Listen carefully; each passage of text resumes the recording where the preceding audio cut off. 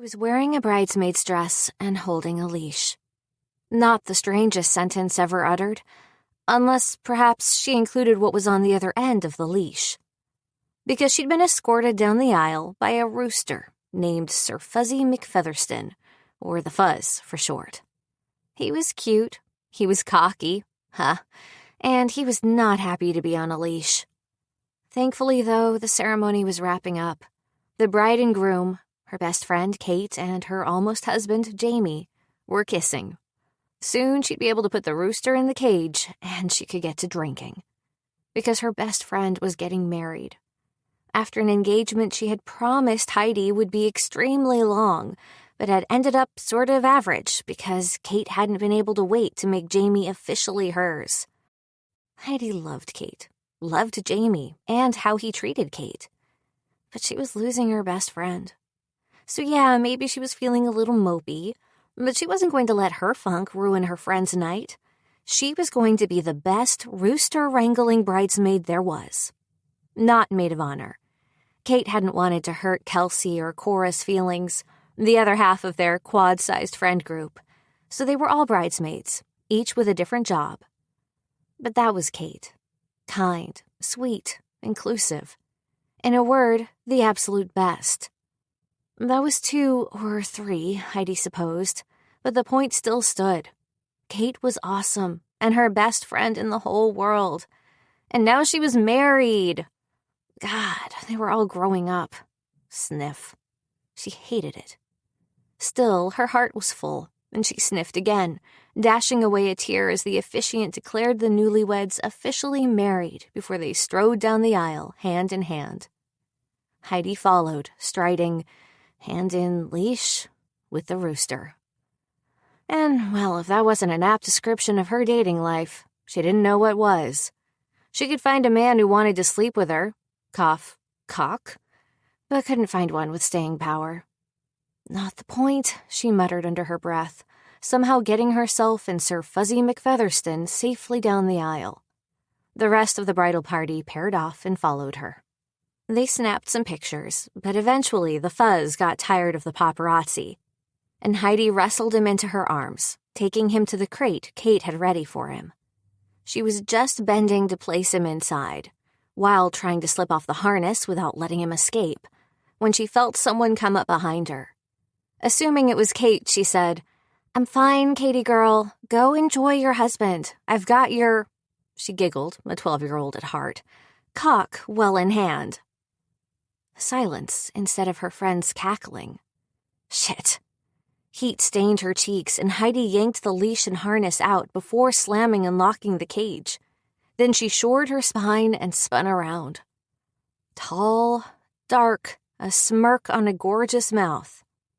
One that grew as his gaze traced her down, then up.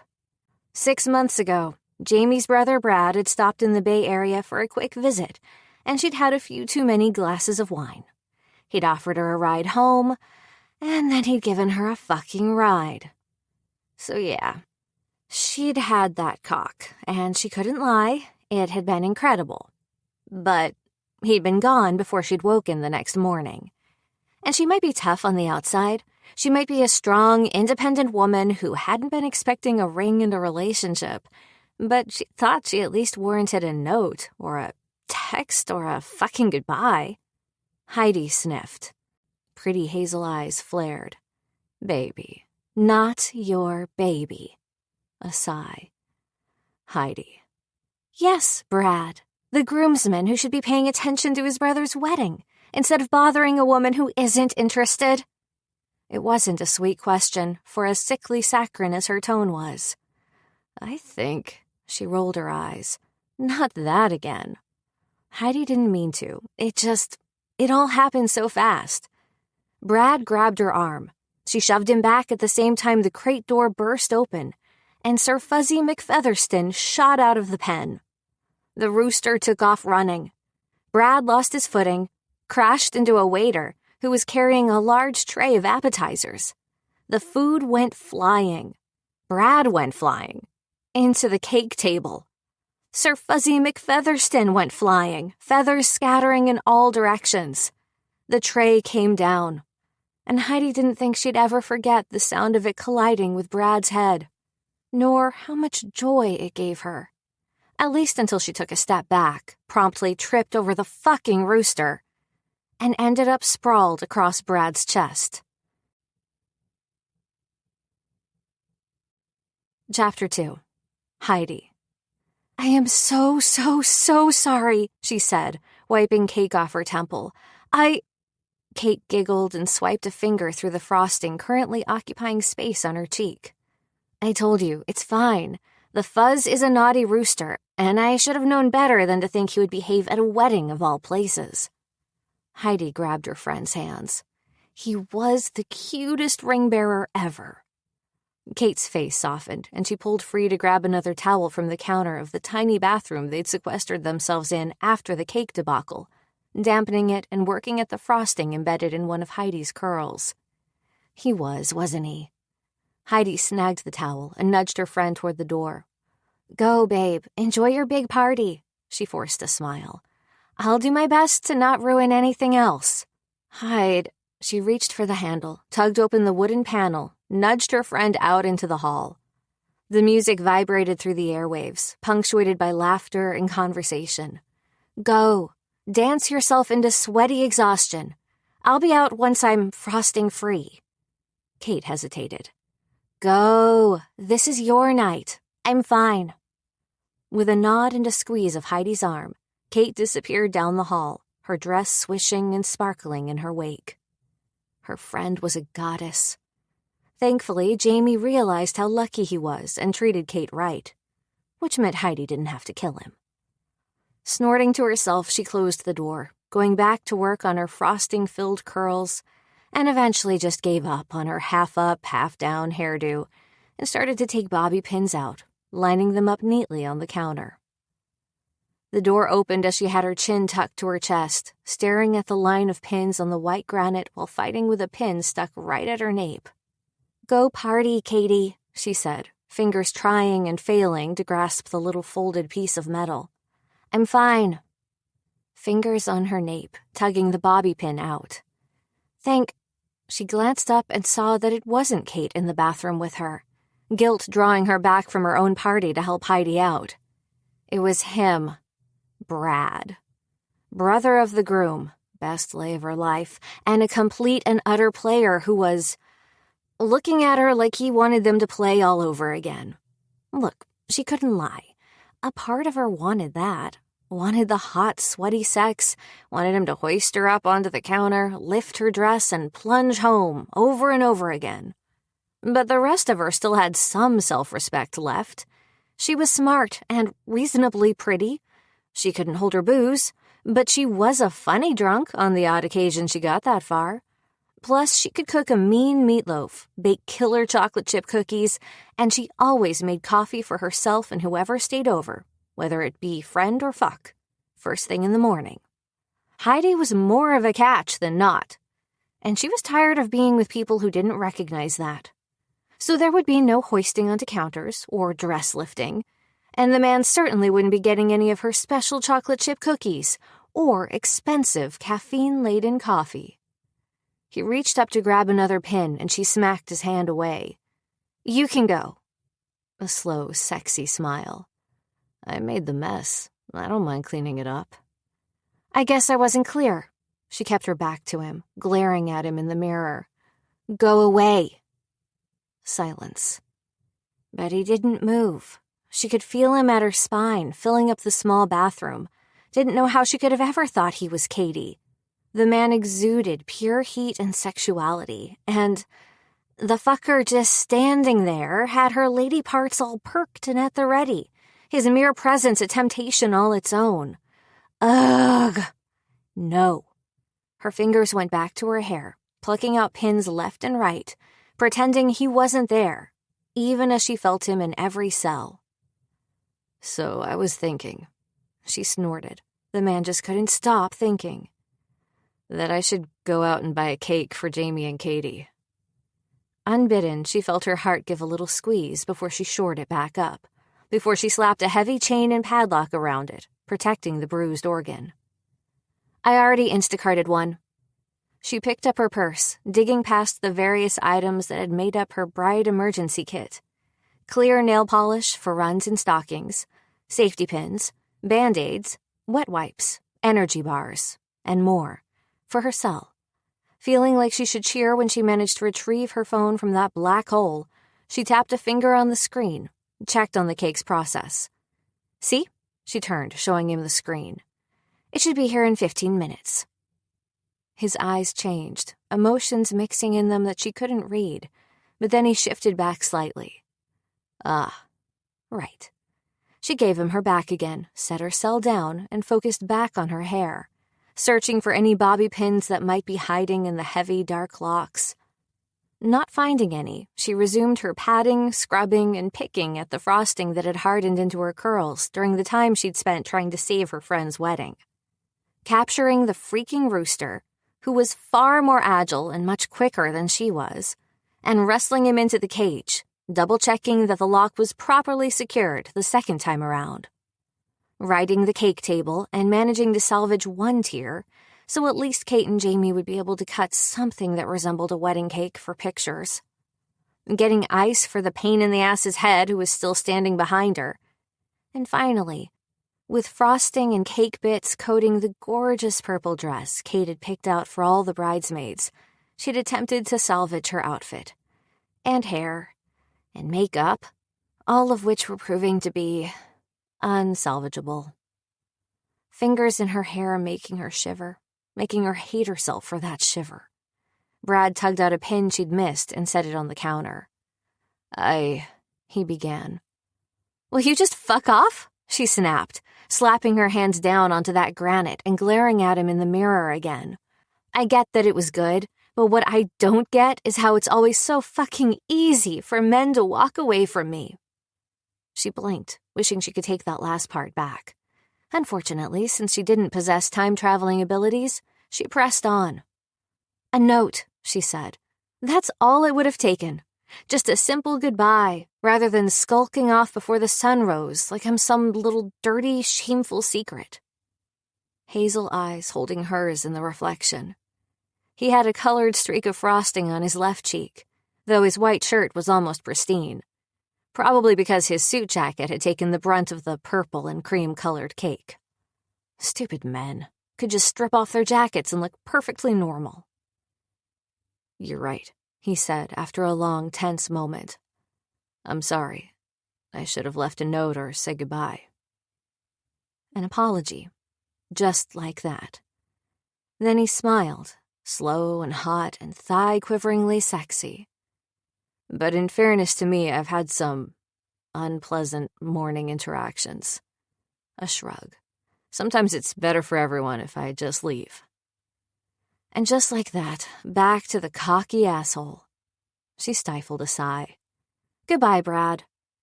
Then she focused all her attention on the towel and the sink and not the man behind her. Goodbye."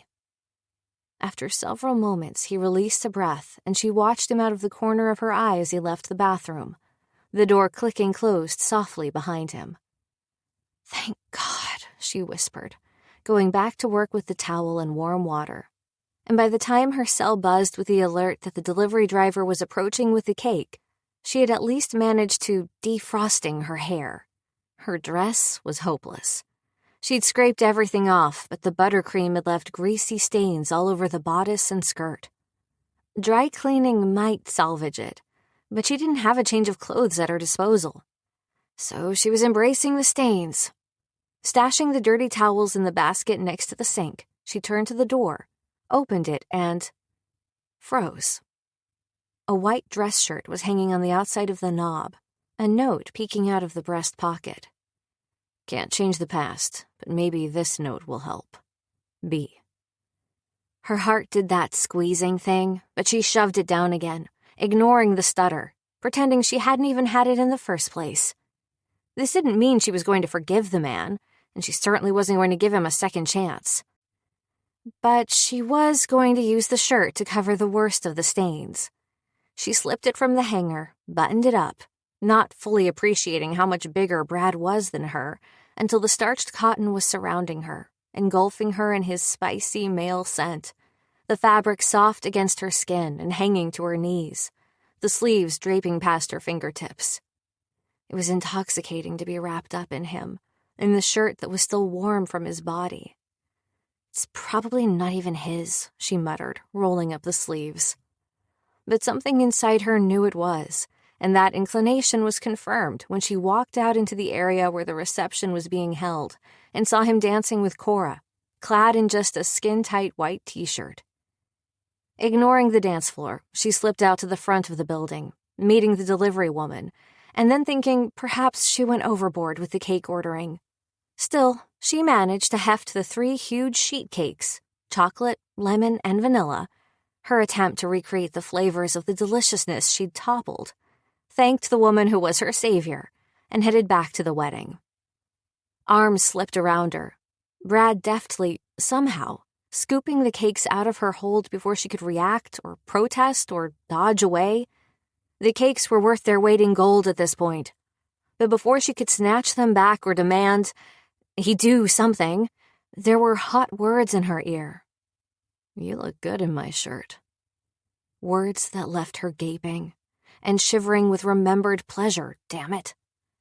Brad was a no-fuck zone. She'd learned her lesson, or at least she should have learned her lesson. But nonetheless, she shivered again when those hot hazel eyes met hers, and he said, voice husky and feeling like roughened velvet brushing over her skin, "For the record, I wish I'd stayed." Chapter 3. Brad. He should have stayed. He'd known he would regret slipping from beneath those soft cotton sheets, out from Heidi's embrace, moving away from her even softer skin. But he'd also needed to go. Not even because he'd had a flight to catch, which he had because he always had a flight to catch. He traveled every spare day, spent every extra dollar he had to fly around the world, visiting every site that had ever caught his fancy. And he'd had a great freaking time doing so, never wanted to stop. But Heidi was the first woman he'd ever spent any time with that made him want to stay forever. So he'd gone. Had returned to the postage stamp apartment he kept for the infrequent times he was in town, having decided that if he were going to be paying for a home he was hardly in, it might as well be filled with California sunshine rather than Midwest humidity and snow.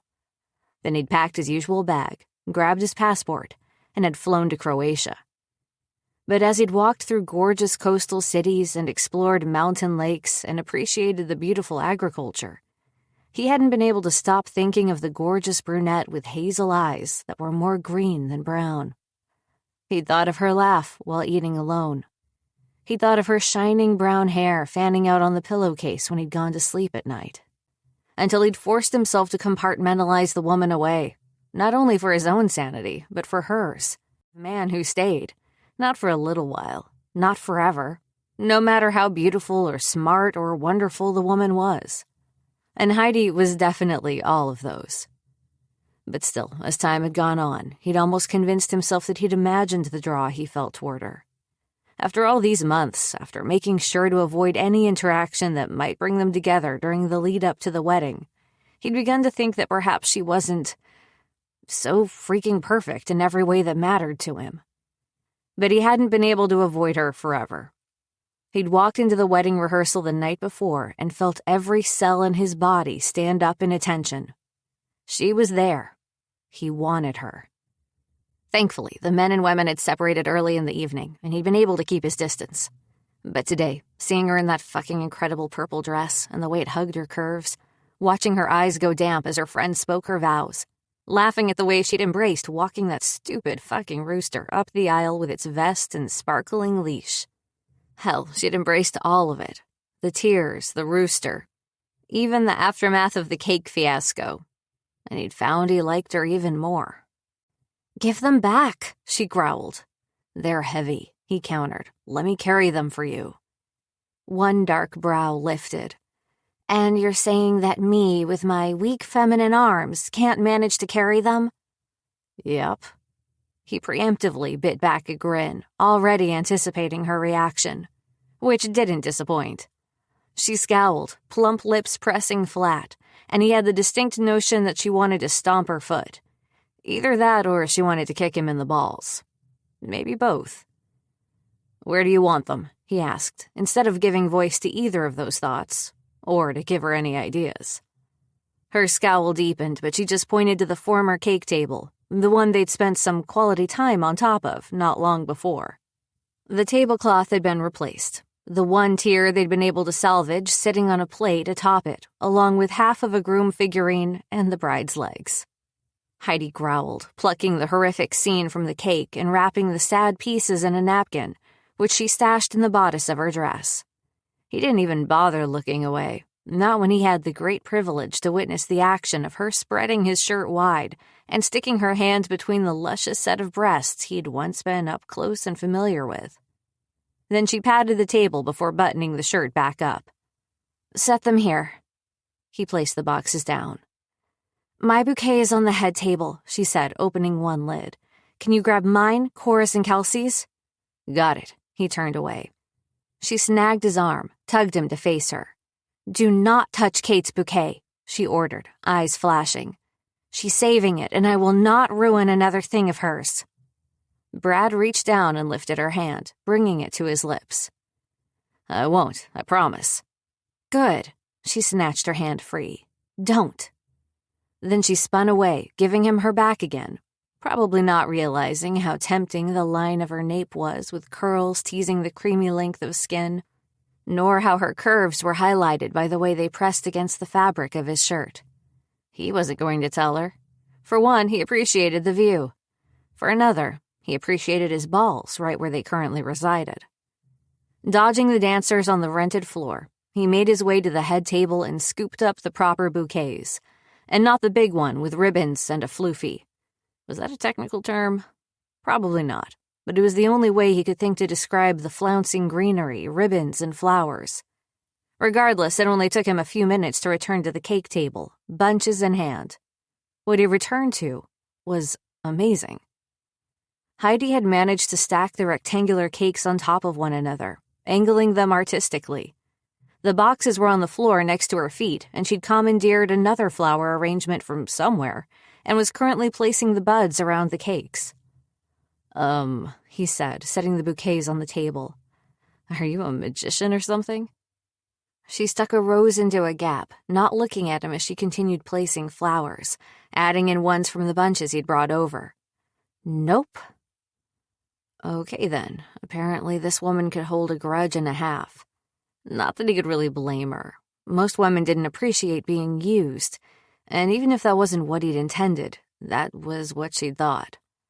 So he knew he deserved the frosty reception. He just didn't like it.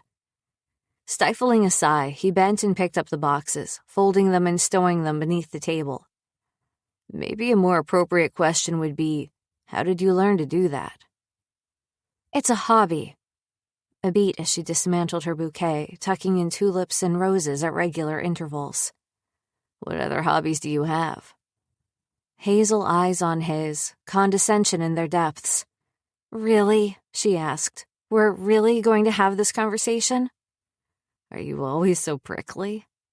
A sigh was his only response. He bit back a smile. "Your hair looks nice." She sniffed.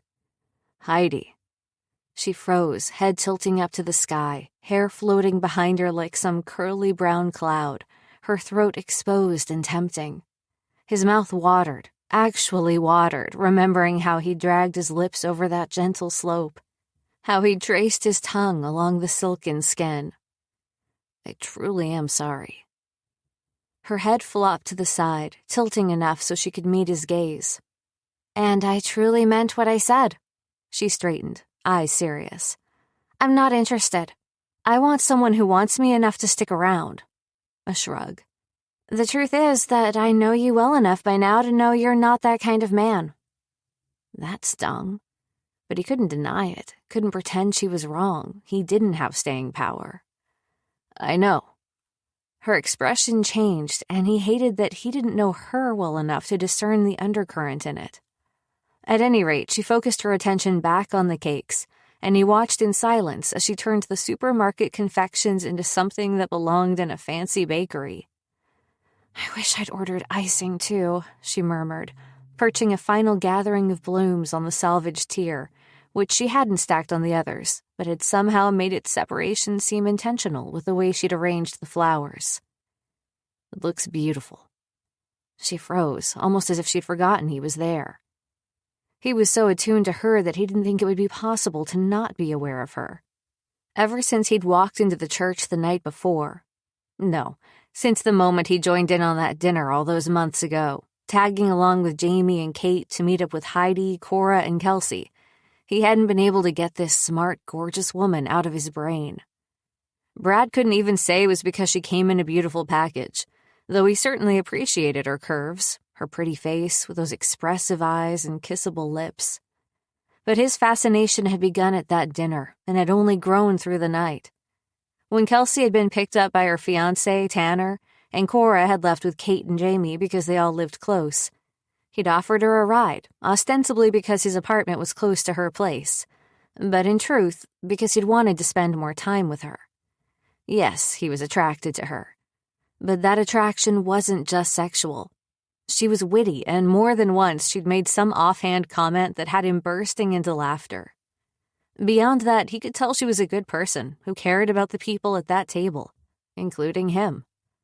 Because he was related to Jamie, because Jamie was smitten, and because he made Kate happy. So he'd had an in, and he'd been attracted to her.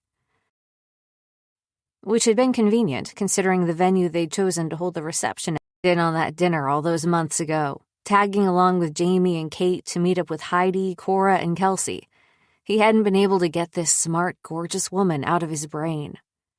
Brad couldn't even say it was because she came in a beautiful package, though he certainly appreciated her curves, her pretty face with those expressive eyes and kissable lips. But his fascination had begun at that dinner and had only grown through the night. When Kelsey had been picked up by her fiancé, Tanner, and Cora had left with Kate and Jamie because they all lived close, he'd offered her a ride, ostensibly because his apartment was close to her place, but in truth, because he'd wanted to spend more time with her. Yes, he was attracted to her. But that attraction wasn't just sexual. She was witty, and more than once she'd made some offhand comment that had him bursting into laughter. Beyond that, he could tell she was a good person who cared about the people at that table, including him. Because he was related to Jamie, because Jamie was smitten, and because he made Kate happy. So he'd had an in, and he'd been attracted to her. And they'd ended up in bed, and the sex had been incredible. And he'd... "Ruined," she murmured. Brad blinked for a moment, wondering if she'd picked the thought from his mind or perhaps if he'd spoken aloud. But she wasn't looking at him. She was staring down at the cake, a sour expression on her face. Then she sighed and rolled her shoulders, exposing her neck as she stretched her head from side to side again, tempting him again. "Oh well," she said, straightening on another sigh. "I've done what I can." She fussed with one more flower, then stepped back. "I should find Fuzzy McFeatherston and make sure he doesn't get within 100 feet of this." "I took him home." Her lips parted, and it took everything in him to not taste her. "What?" "I figured it was safer to get him back to his coop at Kate and Jamie's," which had been convenient, considering the venue they'd chosen to hold the reception at was only 20 minutes from their house. "You left for 40 minutes?" He glanced at his watch. 56, he said. "But who's counting, especially when you're wiping frosting out of your curls?" Her lips tipped up into a smile that he felt all the way to his cock. Then she sobered. "But it's your brother's wedding." "I snuck out while they were taking their individual pictures. Snuck back in when you and Kate were doing your thing." He shrugged. "Also, I couldn't exactly just shove him in the back of my car, could I? And clearly the cage couldn't be trusted to hold him securely." That much was true. "Oh," a beat. "Well, I should..." The music changed, the heavy beat of a fast-paced dance anthem melting into a slow melody, into an unhurried ballad that coaxed couples to the floor, that made the hot, sweaty atmosphere shift into something intimate and hushed. "Dance with me," he said. She shook her head, those curls bouncing. "I shouldn't." "We're a bridesmaid and groomsman," he coaxed, nodding toward Kelsey and Cora, both of whom were twirling with other members of the bridal party, and Jamie and Kate, who were in the center of the mix looking blissfully happy. "We should be out there." White teeth nibbling into a pink-painted bottom lip. He took a risk and took her hand. Chapter 4. Heidi. Warm fingers laced with hers, a slightly calloused thumb stroking across her palm.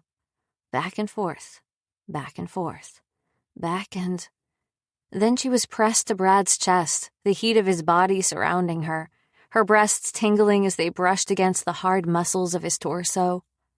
The sneaky man had maneuvered her into the dance on the back patio of the restaurant Kate and Jamie had rented out without her recognizing it, like a mesmerizing hand ninja who'd stroked her palm, and all of a sudden, she was in his arms, his body coaxing hers into sensually unhurried motion.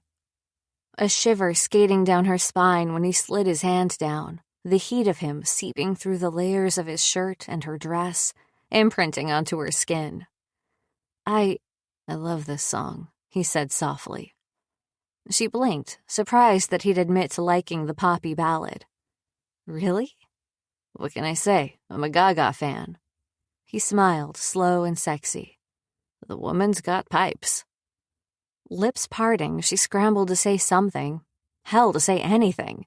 But nothing came, which seemed to suit him just fine. He just tucked her closer and swayed them to the music. "Why are you doing this?" she whispered. Silence as they moved to the music. Silence for long enough that she thought he wouldn't answer. But then as the chorus ramped up, he murmured, "I'd like for us to be friends." Now it was her turn for silence. Then she burst out laughing. Probably not the wisest thing to do in the middle of the dance floor, the music soft enough that her outburst garnered attention. But she couldn't help it. The man was going to be an A-list comic if he thought that was even in the realm of possibility. She glanced up, lifting a palm from his chest. How had that gotten there? And using her fingers to wipe the tears forming at the corners of her eyes.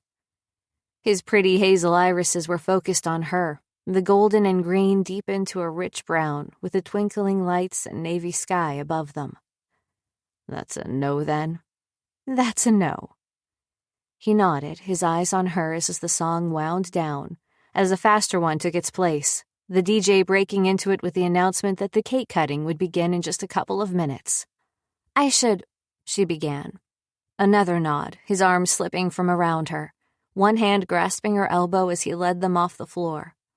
Once on the side, he kissed her cheek, making her breath hitch and her heart skip a beat as his heat came close again, as his scent, spicy and earthy and tempting, filled her nose. "I should have said goodbye," he whispered. And then he was gone, walking away, his broad shoulders stretching the white cotton to alluring degrees, his stride purposeful as he disappeared into the restaurant that Kate and Jamie had rented out. The urge to follow him was strong, really strong.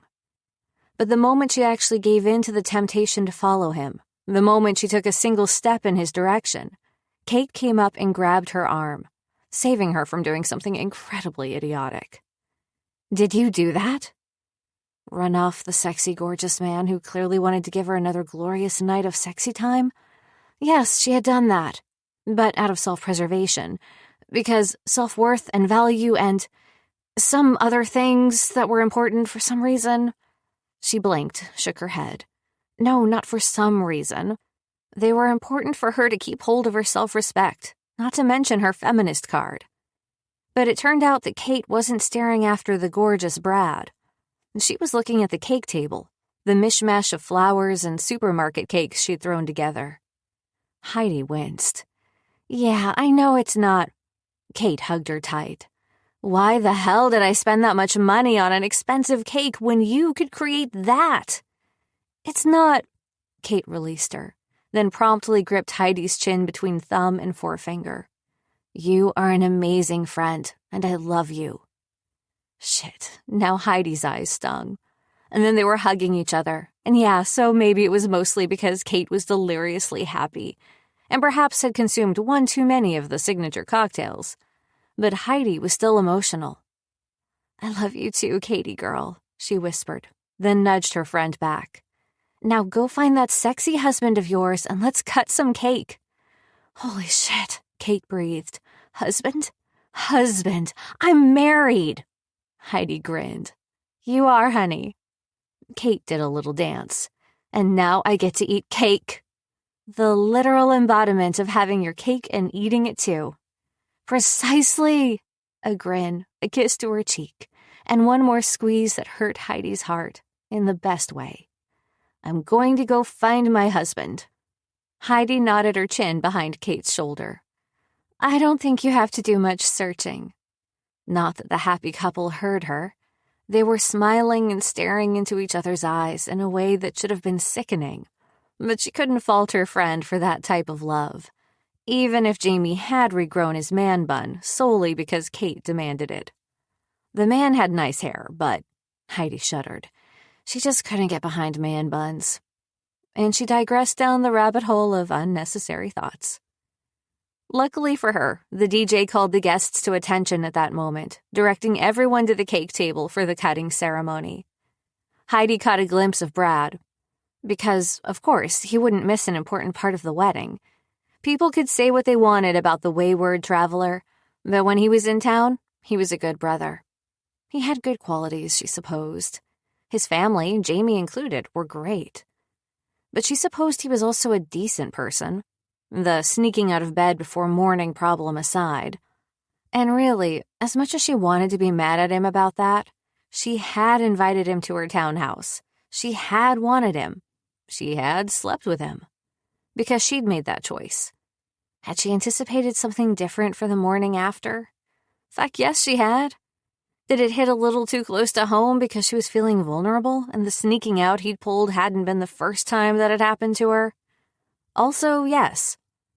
Did she still really want to hold it against him? Yup. Did she understand that was unreasonable? Sigh. Also, yup. But was she going to sleep with him again? That was a no. A big fat no. Her gaze drifted from Kate and Jamie, posed with their hands intertwined on the knife, the blade poised above the frosting, to Brad, sexy in a freaking t-shirt and slacks, a slight scruff on his sharp jawline that she'd spent serious time kissing. He was too fucking pretty, and she hated herself for wanting him. And maybe she hated herself even more for wanting to skirt the crowd, to take his hand, and lead him into that tiny bathroom for some counter-hoisting and skirt lifting. But while Heidi might be a lot of things, book-smart, successful, a decent person, she wasn't a liar, including to herself. So when Brad's eyes shifted from the cake cutting to hers and her breath caught, heat curling in her abdomen, need flaring anew, she embraced that she would always feel that want, that the attraction would always be there. Because she could also be one more thing. Incredibly stubborn. There was no freaking way she would ever open her heart or body to Brad again. Chapter 5. Brad. He heard the soft curse long after he'd thought everyone had left the wedding. Frowning, he pushed up from the bench where he'd just met with the restaurant manager to make sure the final bills had been taken care of. They had, because Kate and Jamie had planned this wedding down to a T, and stared out into the dark parking lot, trying to discern where the noise had originated. Shit, came another mutter, though this time it was accompanied by the click-clicking of high heels. He'd been enjoying a moment of quiet after the events of the evening, a few minutes to regroup and reset before he headed home. But the noise had him turning in time to see Heidi exiting the back of the building, presents stacked so high in her arms that he was surprised she could even see enough to navigate the dark walk. "Here," he said, hurrying over to her. "Brad?" "Yep," he answered, snagging the teetering stack of boxes and opening up her vision. "What are you doing?" He'd seen her drive off earlier. A shrug. "I couldn't fit all of Jamie and Kate's presents in my car. Had to drop them at their house, then come back for another trip," she said, shifting the packages and prompting him to take several more gift bags from her arms. That she didn't fight him came as a surprise. "Thanks," a smile. "My arms are killing me." She led the way to her car, opening the trunk once they'd arrived, and after they'd gone back to the gift table for one more load of presents, they began the real-world game of Tetris, trying to see if the remaining packages would fit amongst the ones she'd already loaded. "Kate and Jamie made out," he said, shoving a gift bag into the one remaining hole. Heidi was cramming boxes into the front seat. "No kidding," she muttered. "It looks like a Bed Bath & Beyond exploded in here." He laughed, then attempted to close the trunk. His attempt was unsuccessful. "This isn't working," he said. "Let's load up my car. I'll follow you over." Heidi's lips parted, and he thought she'd protest, thought she'd bury herself in the driver's seat with presents before she agreed to more of his help. But she surprised him once again, nodding, then wedging the passenger's door closed and coming to the rear of her car. "You're right," she said, pulling several packages out. He snagged a few more, and then they managed to close the hatch. This time, he led the way to his small hybrid, because there was no point in him keeping a big, fancy car when he was hardly in town, and he and Heidi squeezed the remainder of the bags and wrapped boxes into his car. "I am so glad I don't have to write thank you notes for these," she said dryly. He laughed. "Me too." Then he walked her to her car, said again, "I'll follow you over." Her eyes came to his, held, and for a moment he thought he saw some heat in those depths. But it was dark, the moonlight overhead hardly doing anything to illuminate the lot. Shadows and blurred lines, fantasy in thinking this woman would be anything more than polite to him. "Okay," she murmured, opening the driver's door and sitting down. A moment later, the engine was on and he was heading back to his sedan, starting up his own car's engine and carefully pulling out of his spot, then following Heidi through the quiet roads and up the winding street that led to the small ranch-style house that Jamie and Kate had bought on the outskirts of town. Mostly because Kate wanted all the animals, including the freaking rooster who'd caused no shortage of pandemonium.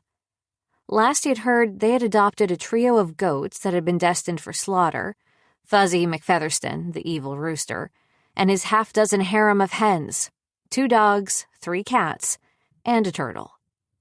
At least his brother was a vet, so they didn't have to worry about bills from that front. But bills coming from the human baby front? If Brad were a betting man, he'd say those would be coming soon. Heidi turned into the driveway, and he followed her, making sure to leave enough room between the cars so the doors could open all the way. They'd need all avenues of maneuverability in order to get these presents out of the cars and into the house. A moment later, Heidi was out of her sedan and ladening herself with packages. He popped his door. "Will you use the keypad and open the door?" she asked, gift bags lined up on her arms like oversized bracelets. "The code is—" "I know it," he said, grabbing a few boxes before hightailing it up the walk.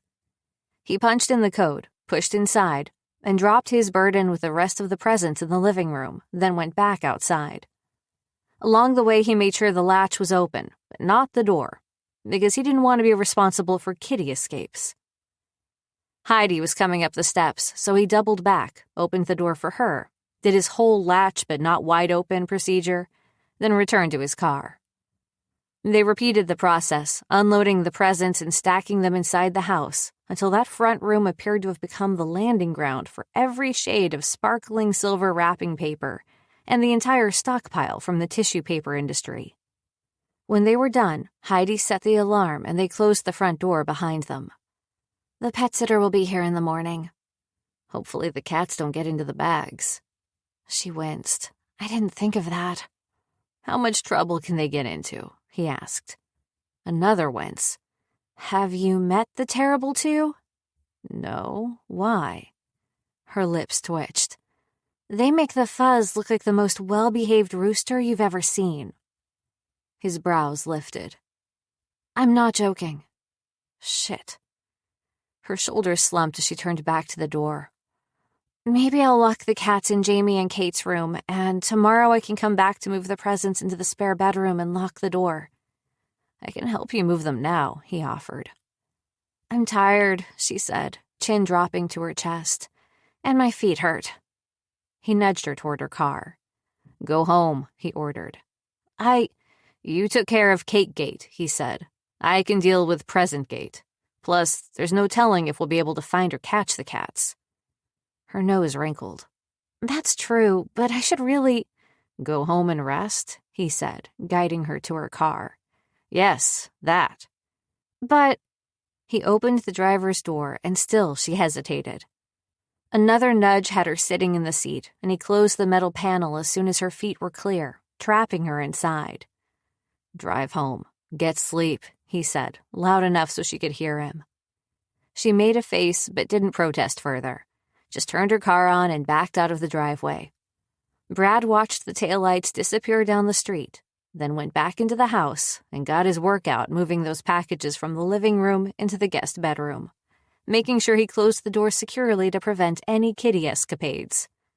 Then he drove home, and when he finally made it into bed, after a long hot shower that washed the remnants of cake and frosting from his body, he dreamed of silken brown hair fanning out on the pillow beside him. The Monday following the wedding, he pulled into the underground parking garage, then made his way up to his apartment. His lonely, empty apartment. Funny how he'd never much minded the tiny unit with its drab lighting and noisy upstairs neighbors. Usually it was just a stopover to the next adventure. Except he didn't have any more adventures planned. And the itchy feeling, the one that usually crept in after a few weeks home, coaxing him off into the sunset, was noticeably absent. Instead, he was drawn in a different direction, drawn toward one person in particular. "Which just confirms what you already know," he muttered, fighting with the old lock for a moment before he managed to let himself into his apartment. "Heidi's the best thing you've ever come across." Small and dark were the apartment's best qualities. Aside from kick-ass internet, that was. The rest of it, he'd done his best with. A cheap couch that was covered in a tapestry he'd picked up in Peru. Several prints from a local artist in Iceland on the far wall, mostly so he could pretend there was another window there. His bed was behind a screen he'd purchased in Japan. His shelves were made by an artist in Indonesia who'd collected driftwood washed up on shore. His life in objects, and yet none of them could fill the hole inside him. None of them told him who he was. But then again, what did he need to be told? Now there was the itchy feeling rearing its ugly head, making him think too much, feel too much. Jamie was the caring one. Tammy was the smart one. Penny was the go-getter. And he was... what? Driven by fancy? Lacking attention and focus? He knew neither of the last two were true, and if there was any fancy involved, it was from simply wanting to make the most of every moment, because he undertook a great deal of planning with his trips, ensuring he didn't waste his money or his opportunity to visit. "Fucking hell," he muttered, going to the one window in the space. It was half blocked by the refrigerator, but it provided fresh air and sunlight, and most importantly, a way out. A fire escape that led up to the roof. Yanking open the panel, he clambered ungracefully out the frame, grasping onto the metal ladder and climbing. It was late, and he didn't want to be that creeper outside of someone's apartment, freaking them out, so he moved quickly and quietly up the ladder, past the other windows, until he descended the 3 floors above him and reached the roof. Not too long ago, he'd stashed a blanket on the rooftop space that was definitely not approved by management, adding it to the chair and the lamp other people had brought. Tonight, however, he wanted to feel the chill on his skin, so he hauled himself over the ledge, straightened, and looked up at the sky. God, he'd seen it in so many iterations. The stars in different alignments depending on what side of the globe or which hemisphere he was in, but somehow it still brought him comfort. There were bigger things out there than him and his small life, no matter how big he tried to make it. His cell rang. He answered without bothering to glance at the screen. Only his family and a few old friends had this number. "Brad," Jamie said, sounding blissfully happy. "I'm surprised that you're not somewhere without an internet connection." considering he'd spent a fair amount of the last decade in exactly that scenario, he didn't comment except to say, "I'm here." Of course, it wasn't until after he'd spoken the 2 words that he realized his tone was all wrong. Silence. "What's wrong?" "Shit." "Nothing," he said, forcing his tone to be normal cheerful. "I went to Coit Tower today and it was a big tower in the middle of the city, and yesterday I went to this beach." "Brad." Double shit. Now he triggered both Jamie's oldest brother side and his intuitive he cares for animals who can't talk vet caring side, which basically meant Brad was in for it now. "How's the honeymoon?" he asked instead, going for diversion. He didn't want to hash through what was in his head, not when he felt like it might be the key to a lot of the shit that had twisted him up for so long. "The honeymoon's great," Jamie said. "Except for a certain younger brother who thinks that he can get that shit of an attempt at distraction past me. What's going on?" "Seriously, I'm fine." "And that's horseshit. What's up? Your flight to your future destination get canceled?" "I'm staying in California." "For a few more weeks until we get back?" His brother sounded thrilled. "That's great. We can catch up some more before you fly off again." "No." "Oh." Disappointed now. "But at least with you living so close, we can hang out during the times you're back." "No, James," Brad sighed. "I mean, I'm staying in California permanently. I'm thinking that most of my traveling days are at an end." A beat then. "Who are you and what have you done to my brother?" He sighed. Of course Jamie wouldn't understand. Brad barely knew what was going through his head himself. All he knew was that he wanted Heidi. He wanted something more permanent and fixed. He wanted a place to live that wasn't a tiny, dark, questionably clean apartment, where he could build something that wasn't fueled by excitement for the next grand thing out there. He wanted to be happy with who and where and what he was now. Because he had a feeling he'd spent all these years running. "Brad," Jamie asked, "did I lose you?" He clenched his jaw, released it. "No, I'm here." Jamie's voice gentled. "I was just kidding, you know." Forcing a laugh, he said, "I know, it's fine. How's the resort?" "The reason I won't ever seriously complain about all your traveling," Jamie told him. "Being sequestered here with Kate is definitely no hardship." "Is it as good as I remember?" "Better." Brad hadn't stayed on site. It was a bit too expensive and catering for his tastes, especially for a single man traveling by himself. But it was perfect for a honeymooning couple who deserved plenty of pampering, poolside service, and good restaurants for whenever they decided to emerge from their room. "But just because I'm getting copious amounts of exercise with my beautiful wife, and I don't mean in the gym." "I never thought you did," he muttered. "Just because I'm having copious amounts of glorious sex with my lovely wife," he corrected, "doesn't mean my brain has rotted. I know something is up with you, so out with it already. Otherwise, we'll both be here all night." "I can just hang up." "I'll call back." A pause. "Or I'll sick Mom on you." Sighing and rubbing the throb that had mysteriously appeared in his temple, he tried something else. "Look, I'm just a little tired tonight. I stayed up late working on a project and..." "And what?" Jamie pressed. "Did you ever wish you were different?" That hadn't been the thought he'd been forming in his mind. The words he was trying to pull together were going to be more along the lines of something to put his brother at ease, a way to move on with this conversation. But as silence greeted him over the airwaves, Brad realized it was the most important question. The thing that was at the crux of everything. Why the souvenirs from his travel meant so much, but also made him feel sad by reminding him that he'd missed out on a lot. He'd had grand adventures, but he'd used them to build his identity, until that identity was more him than he was. He was that guy, the one too busy looking to the future to appreciate the now. Hell, he'd been too enamored of that future to be anything but terrified of the now. But the thought that was nagging at him was why. Why was he terrified to be present, to be fully in this moment? Was it because it might not live up to expectations? Or was it something else? And why didn't he know? Shouldn't he understand what was going on in his own brain? Seriously, why the fuck didn't he understand what was going on in his brain? Different how? Jamie asked quietly.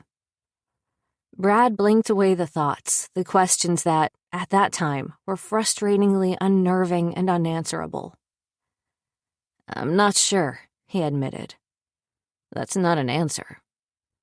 A bolt of anger shot through him, and a retort was actually on the tip of his tongue before he bit it back. This wasn't his brother's fault. It was his own irritation that he couldn't understand the tangle in his mind and heart when he wanted to be clear-headed in both.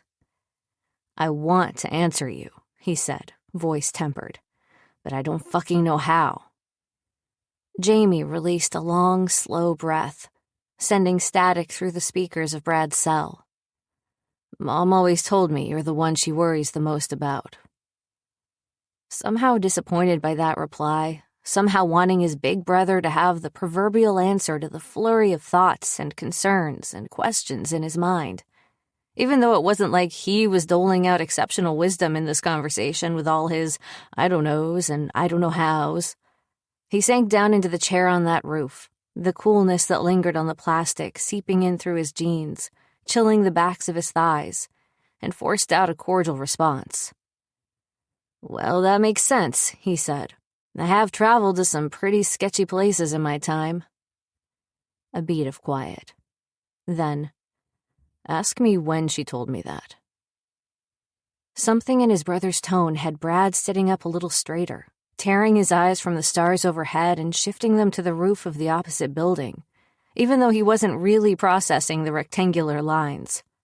Instead, he stared at it, almost unseeing, a feeling of foreboding pressing heavily on him, anticipating that he was about to learn something monumental. When? He asked, the question barely audible, even to his own ears. A long pause. When she was sick. Brad inhaled sharply. Their mom had been diagnosed with cancer when Brad was 8. He remembered it being a terrifying time, with her being in and out of the hospital for surgeries and treatments. She was healthy now, had been in remission for a long, long time, but he didn't think he would ever forget the way she'd looked while in that hospital bed, or the sound of her retching after she'd received the chemo. He'd been worried he might hurt her, had been so afraid to touch her, to hug her, to get close to her. Jamie began talking again, intruding on those memories, but Brad was happy to let them go, relieved to be able to shove them down into the locked box in his mind. I had gone to visit her in the hospital one day. It was when she was really sick, and well, you guys were younger, and I don't think you recognized how touch and go it was, so I needed that extra time with her, I guess. I knew, Brad whispered. That feeling sitting heavy in his gut, knowing that he was going to lose the single most important thing in his life. His dad had been around, of course, had been great then, just as he was now. But it wasn't the same as it had been with his mom. There was just something special about moms, he supposed. And though his parents had tried to shield them from the worst of it, he knew from first-hand experience that the type of battle his mom had fought permeated everything, colored everything. What? Jamie asked. Swallowing hard against that recognition, he said, I knew that she almost died, not as an adult, but back then as a kid. I knew. His brother was quiet for several moments. I get that. It was probably hard to try to hide much from any of us, but I guess I'd always assumed that you and Tammy were too young to understand, to truly get how precarious it was, he sighed. We're lucky she's here. Yes, we are. I wasn't trying to bring you back there. It's just... Jamie hesitated. I swear, I've never forgotten what she told me that day. I just didn't know how it fit in, especially with... He broke off. I'd gone after school to see her before soccer practice, and she was white as a fucking ghost, lying there with her eyes closed. His breathing was unsteady for a few heartbeats, and Brad had the sense that his brother was trying to hold on to his typically even-keeled personality in the face of what had to be a really dark memory. Well, I thought she was dead, and I think I would have run screaming from the room if not for her opening her eyes. Brad stilled, a chill going through him. Jamie cleared his throat roughly. I don't think I'll ever be able to erase that. The way she looked, the horror I felt, and shit. It's been what, like almost 20 years since she went into remission? About that, he agreed. So, she opened her eyes and waved me over, and I sat down next to her, heart pounding, trying to pretend I was totally fine when I was a 13-year-old kid pissing his pants and wanting to crawl onto bed with her, wanting her to just hold me and tell me everything would be okay. Brad clenched his jaw, eyes stinging. Instead, I started pulling out my homework before she even asked, because you know she would have asked. He laughed. Yes, she definitely would have asked.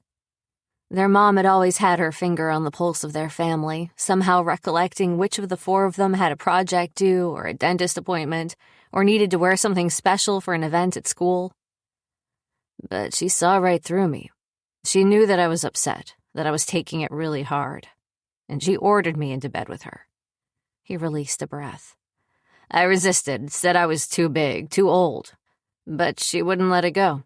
She made it an order until I finally got into bed with her. And then she just wrapped her arms around me and told me everything would be okay. Brad released a shaky breath.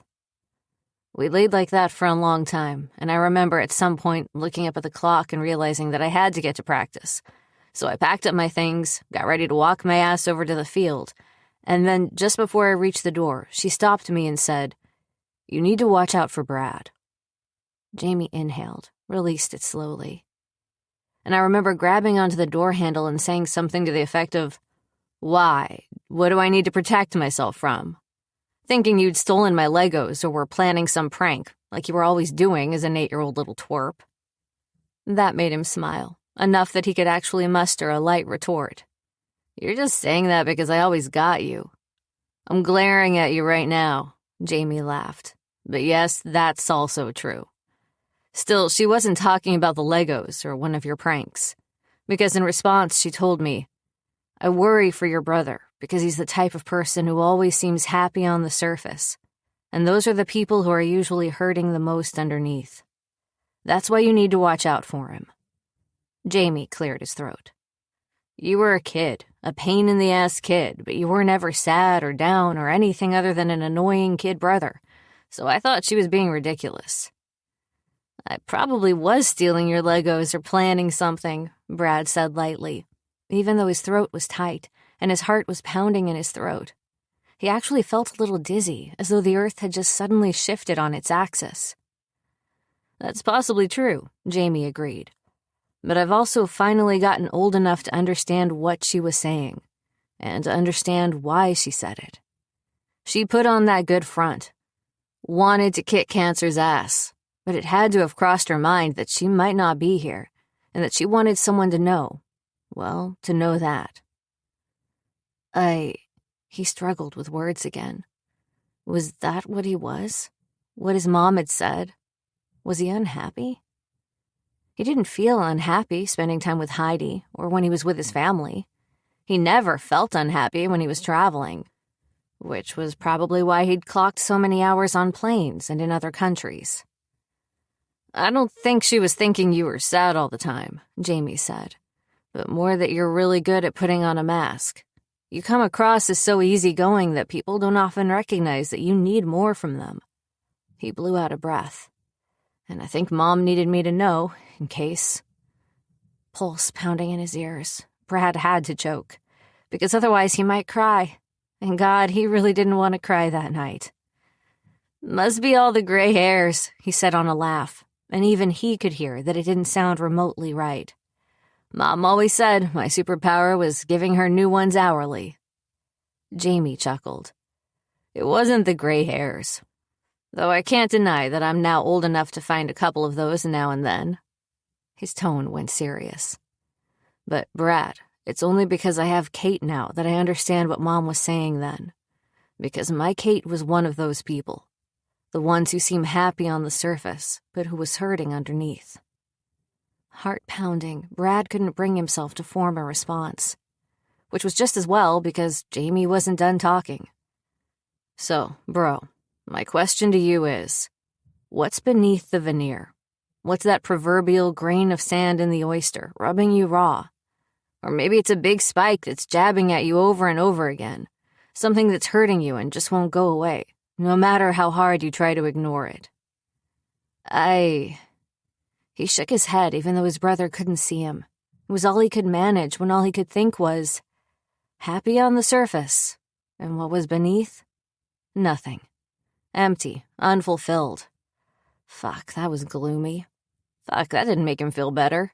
Fuck, why didn't he know what the hell was in his own brain? Just think about it, Jamie said. Okay? Okay, he whispered after a moment. I will. They said their goodbyes and hung up, Brad continuing to sit on the chair with the stars overhead, continuing to berate himself for not knowing his own mind. But the problem was that he didn't feel jabbed or raw or even hurt. He just felt alone.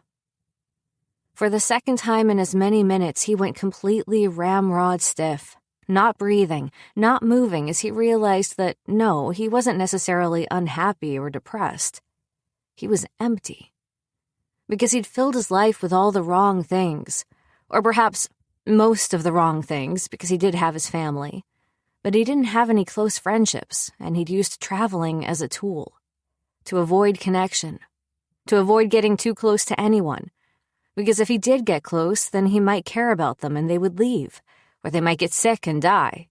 But if he left first, if he was too busy or off doing his own thing, then he wouldn't be as hurt.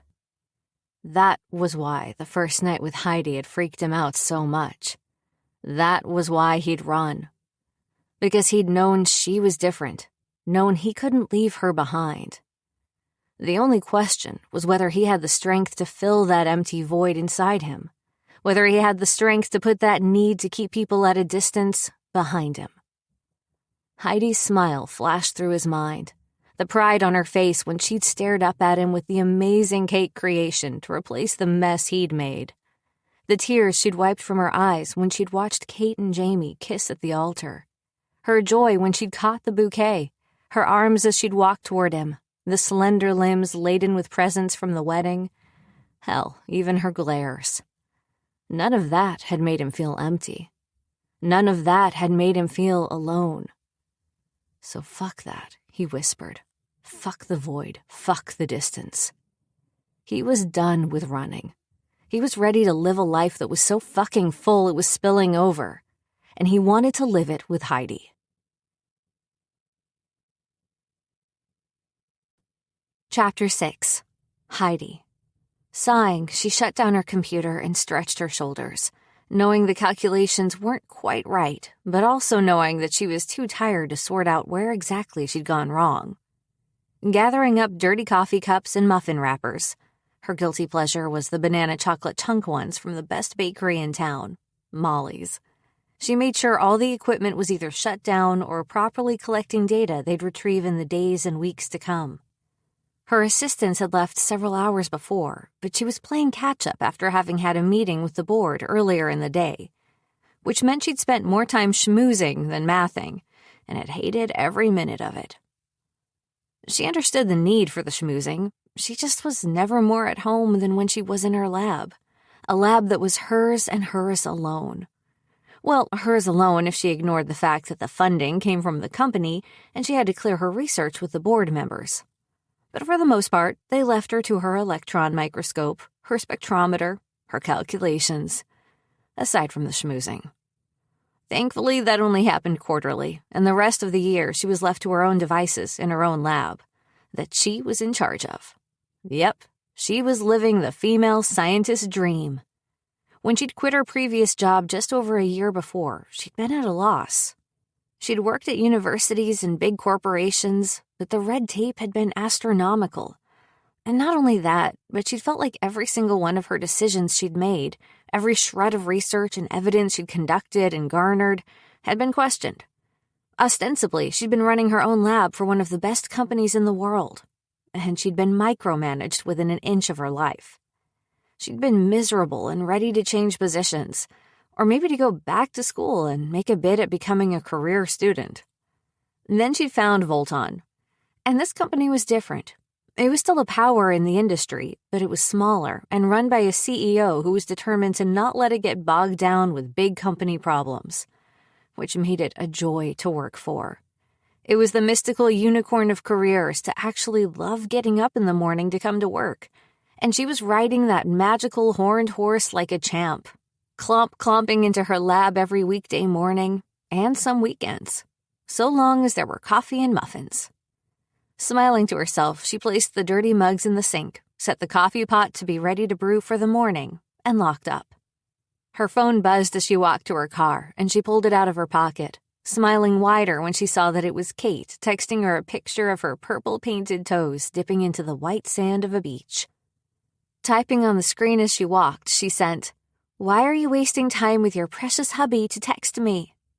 A beat, then a buzz. "To torment you with all the luxury that's surrounding me." The words were accompanied by a photo of 2 massage tables set up on the beach. Heidi laughed. "You're evil," then added, "But you're having a good time?" Kate's reply came in just a few seconds. "The best." Heidi's heart squeezed. "I'm glad. Now stop texting me and go enjoy your honeymoon." When no reply came, she smiled, stowed the cell in her pocket, and pushed into the underground garage. Which was the exact moment her phone buzzed again. "Kate," she muttered, "you just don't learn." But when she glanced at the screen, the message wasn't from Kate. It was a call from her mother. "Good God," she whispered, debating ignoring the call and the ramifications that might bring. Her mom wasn't like Kate's or Jamie's. She wasn't nice. Wasn't the type to make cookies or pull up an extra chair at the table for an unexpected guest. Nope, her mother was razor sharp. And fuck did it burn to be on the receiving end of her words. But she was old enough to understand that a conversation now would save a longer, drawn-out, painful conversation later. So she waved goodbye to the security guard and swiped a finger across the screen as she got into her car. She didn't drive anywhere, though. Not yet. Her mother had a way of infuriating her beyond reason, and after one close call too many while trying to ignore exactly how painful her barbs were and the subsequent distraction making Heidi a danger to other drivers, she'd promised herself no vehicular operation under the influence of her mom. "Hello?" she said. "Why aren't you at home?" Her brows drew together. "What do you mean?" "Your father was at a meeting in the city. We drove by to pick you up for dinner, but you're not home." "No," she said, not surprised that her mom, Colleen, had shown up without a word, expecting her to drop everything. That was the status quo. "I'm not home. I'm just getting off work." Saying that was a mistake. She knew it. Somehow she'd been dumb enough to say it anyway. Colleen's sigh was loud. "How are you ever going to get married if you work so much?" As far as responses went, that was a 1 on a scale of 10. 1 meaning the best-case scenario. It wasn't denigrating her career choice, just a simple, almost normal mom reaction, lamenting the fact that she wasn't married. That was something Kate or Jamie's mom might say, or had said, since they were married now. But then the 1 turned into a 6.5. "You know, there's a reason female scientists are rare," her mom said. "It's because most of them actually listen to their biological clocks and get out of the field in time before their ovaries dry up." Ew. "I love what I do, Mom," Colleen scoffed. "And I'm happy being alone." Another scoff. "No, you're not," she said, and now her voice approached razor blades, approaching that 10 out of 10 on that scale of awful. "You're sad and alone and will always be that way if you don't get your priorities in order." Slice. "Goodbye, Mom," Heidi whispered and hung up, resting her head on the steering wheel, hating that these conversations left her feeling like this, flayed open, vulnerable, like a little kid who couldn't find her voice. She wished she could shoot barbs back, stand up for herself better. But every time she thought she had a handle on the conversation, her mom brought mean. And she sucked at fighting mean. At least she'd gotten better at hanging up. That was progress, so long as her mom didn't call back. Right on cue, her cell buzzed in her, and she nearly dropped it like it had suddenly caught fire. She would not pick up. She would not even glance at the screen. Lie. She looked and saw, "Can I tempt you with prickly pear margaritas?" Frowning, the conversation with her mom tucking itself back into the box in the back of her heart with the countless others of that same vein, Heidi was trying to puzzle out who had her number and was texting her about margaritas, albeit delicious ones, when her cell vibrated again. "Just realized you're probably wondering who this is. I'll give you one guess. It's your non-friend who'd like to make up for Categate and maybe a few more things." "Brad," she breathed, then immediately shook her head because she shouldn't be breathing dreamily about the man. Another buzz as she was starting her car. Sighing, she couldn't stop herself from glancing at the screen before she backed out. "I got your number from Kate." A beat. "So she'll probably question why you'd refuse to see me when we're practically family now." "Brad," she growled, snatching up her cell from the cradle on her dash, fingers flying over the screen. "So now you're not only good at slipping out unnoticed, but also blackmail." Another buzz. "I'm exceptionally good at a lot of things." "Ugh," she muttered, shoving her cell into the bottom of her purse in disgust and then tossing her purse in the back seat for good measure. Or maybe so she wouldn't be tempted to keep talking to the man. Unfortunately, that was also true. Regardless, she ignored the responding buzz and concentrated her attention on navigating her way through Bay Area traffic and home to her townhouse, which was the best thing she'd ever spent her money on. Located in a small 2-story building on the edge of town, it backed up to a lightly forested area. But her favorite part, besides the sauna inside the gym that she pretended to use, but really it was just an excuse to make it into that sauna, and the fact that she had a quiet corner unit with a balcony looking out on those woods, were the trails crisscrossing through the trees, several of which led to a small creek. She could wander them for a few minutes, pretend that she was being healthy and was totally a nature girl, and when she'd had enough, be back inside her townhouse in 15 minutes flat. It was perfect. But tonight she wasn't finding that same satisfaction, because of her cell phone burning a hole in her purse. "Self-respect," she murmured. "Self-respect." Except her body didn't want self-respect. It wanted Brad and his yummy cock and for her to have a repeat of their night together, only this time minus the shitty morning after feeling. "That's it," she muttered, pulling out some ingredients for dinner and setting them on the counter. She would make pasta and bread and eat ice cream and drink wine. She would consume all the carbs, and then Brad would be gone, flitting from her life again as he traveled to some exotic location. Heading into her bedroom with that thought, she spent the next few minutes changing from her fancy work clothes, fancy because of the meeting, since she normally wore jeans, t-shirts, and the odd blouse to her lab, into her coziest pajamas. She was tugging an oversized sweatshirt down her torso after hanging up her slacks and button-down, stowing away her sparkly flats, when her doorbell rang. Smiling, she made her way to the door. In all likelihood, it would be her neighbor, Mrs. Horowitz. The elderly widow usually came bearing delicious baked goods, and coincidentally, Heidi was out of banana chocolate chip muffins. Maybe she'd get enough of a carb stash to tide her over for a few days.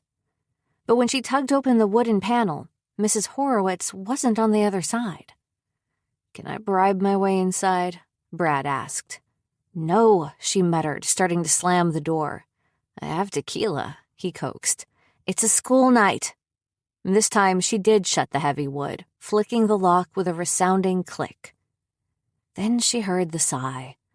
A resolved one, like he'd known what her reaction was going to be even before she'd opened and shut the door. And she hesitated, guilt sliding through her to curl in her stomach.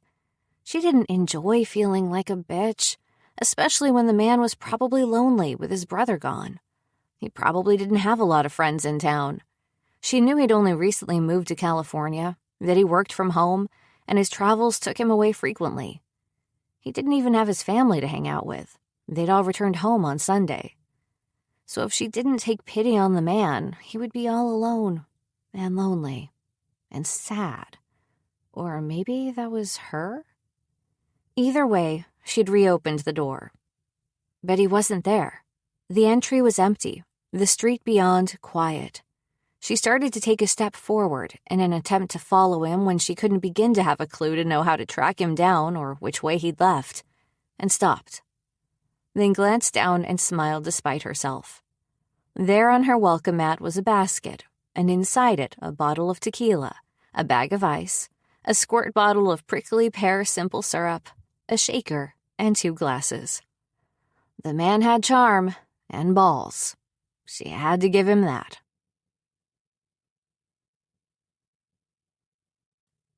Chapter 7. Brad. I'll cook. You mix. So long as you remember it's a school night.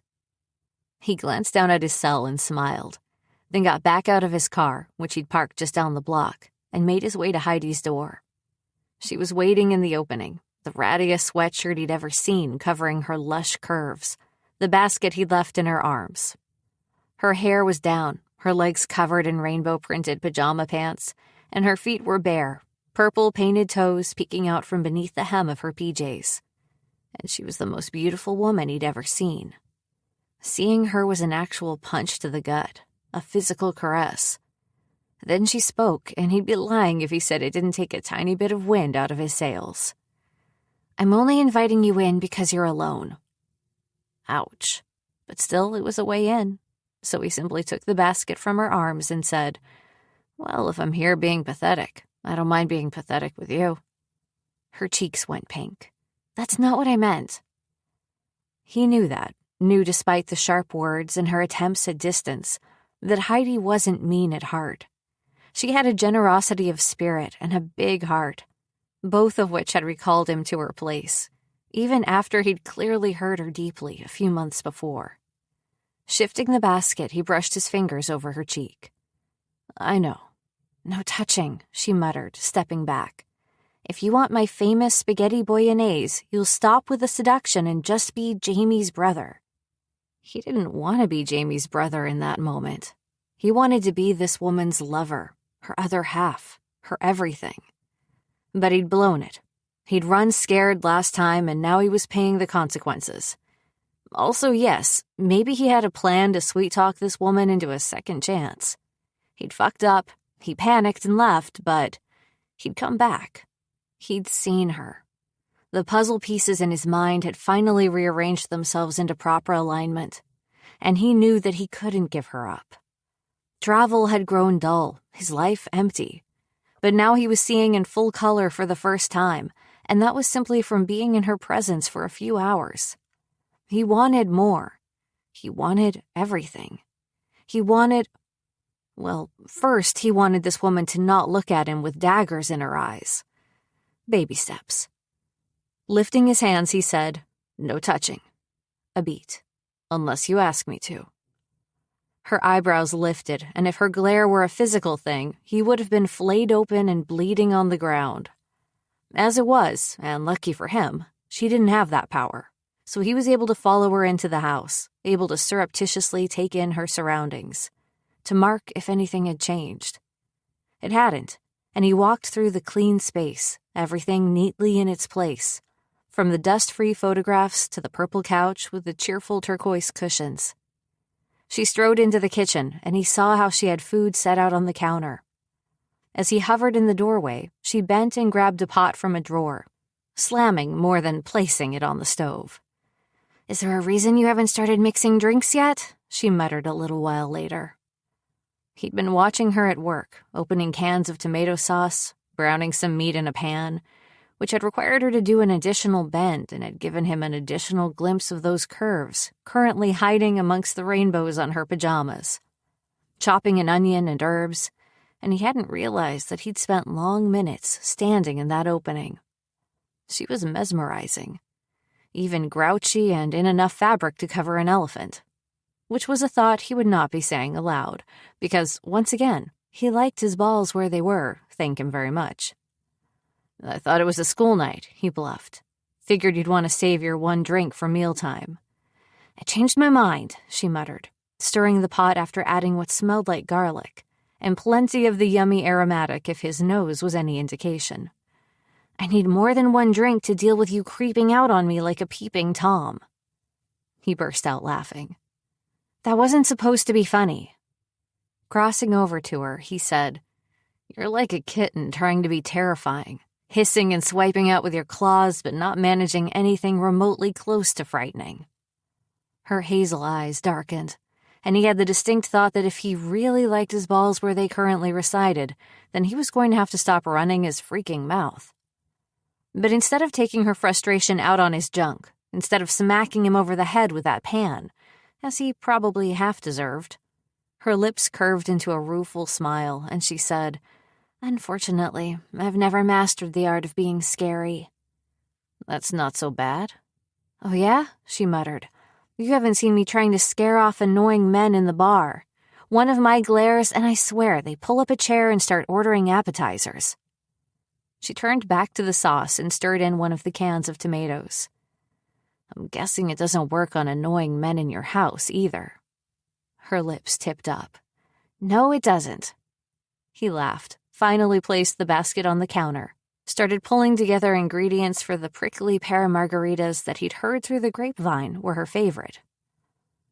"I'm not good at seeing things through to the end." Brad froze, shocked that he'd said the words aloud. He'd thought them often enough, had berated himself for his jumping about, for his lack of staying power, but he couldn't even remember a time when he'd admitted that failing to someone else. She didn't say anything for a long moment, the silence punctuated only by the sizzling meat in the pan, the scraping of the wooden spoon as she stirred. "Why do you think that is?" she asked softly, when he'd nearly given in to the urge to run screaming from the townhouse. The question was an obvious one, just not one he'd expected her to ask. It was also one he wasn't prepared to answer. "I don't know." Did it relate to his mom? Was it some other failing? Some defense mechanism? Maybe they were all tied together. Or maybe he was just flawed. Maybe he had more thinking to do. Sigh. She turned, gave him that glare again, the one that was supposed to be scary but was really freaking adorable, and said, "You think I'm going to let you off the hook that easily?" No, of course she wasn't.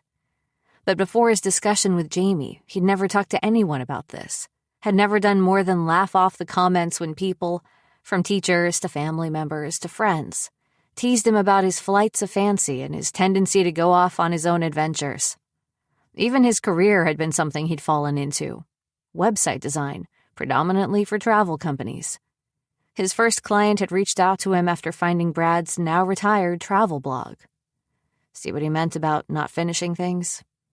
But truthfully, with the blog at least, he'd gotten too busy with his website business, with all the places he'd traveled to keep up. It was either turn down clients or travel less or let the blog go. The decision had been easy. Bye-bye blog. But how to explain that to this woman? "Okay, fine," she said after a moment. "Maybe I will let you off that easily." He snorted. "Be prepared for me to circle back after prickly pears." Noted. She smiled at him and turned back to the pan. "What's your favorite place you visited?" He measured the alcohol into the metal cup, scooped up some ice, shook the entire mixture together, and then strained it into 2 glasses. "We're going to be friends now?" "I've decided to forgive you." His heart pulsed. "Just that easily?" "I've punished you for 2 days straight, not to mention laughed when you got brained by that platter." He touched the top of his head, probing the still painful spot, and she laughed. "See, I'm terrible." No, she was wonderful, especially when her eyes narrowed. "But I am not sleeping with you again." Now it was his turn to laugh. She crossed to him, making his breath catch, his laughter cut off. "I am," she murmured, her mouth temptingly close, her floral and spice scent wafting up into his nose. "Not sleeping with you again," she added, reaching beyond him for the glass he'd just filled, then retreating back across the kitchen. "Why?" he asked. "You know it would be good." She'd just taken a sip, or maybe a gulp. Either way, his assertion made her sputter and cough, and then he crossed to her, rubbing his hand up and down her spine until she stopped choking, until she looked up at him, heat in her eyes. Her breath shuddered out. "I'm not sleeping with you," she wheezed. Their gazes met. They both burst into laughter, and Brad thought that was okay, for now anyway. Baby steps. First laughter, then, hopefully, other things. "Glutton for punishment?" she asked, lifting her brows at the tall, dark, and sexy pain in her ass currently sitting on her doorstep. He lifted his cell. "You didn't text me to stay away, so I figured that I'd slide into the chance." Snorting, she unlocked her door, moving inside and allowing him to trail her down the hall. "The ignoring was unintentional. My cell had to be off for my work today. Some top-secret shit, as her assistant Steph called it. And I forgot to turn it on." She plunked the box with the muffins she'd picked up after work in her bag on the kitchen counter, reached inside, and pulled her phone out. "See, it's not all about you." He smiled that slow and hot quirk of his lips, making her want to ignore her promise to himself. But she was stubborn. She wouldn't be burned twice by falling for his humor and charm, even if he was humorous and charming. Friends, and nothing more. That was it. He snagged the cell from her fingers and powered it on. "But seriously, don't forget next time," he said, tone more serious than she had ever heard it. "You might get into a situation where you need it and can't wait for it to boot up." She paused. "Have you been in one of those situations?"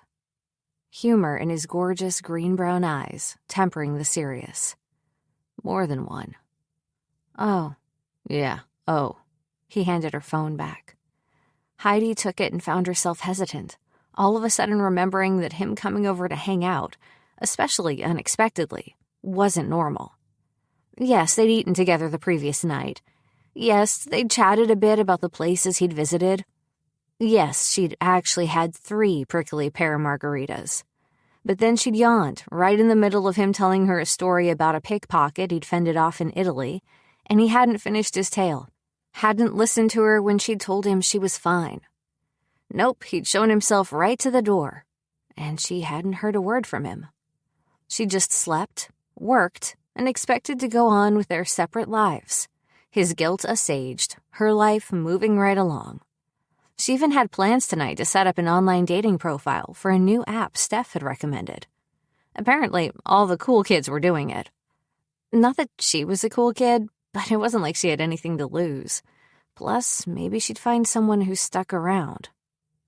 "You'll keep it on?" he asked.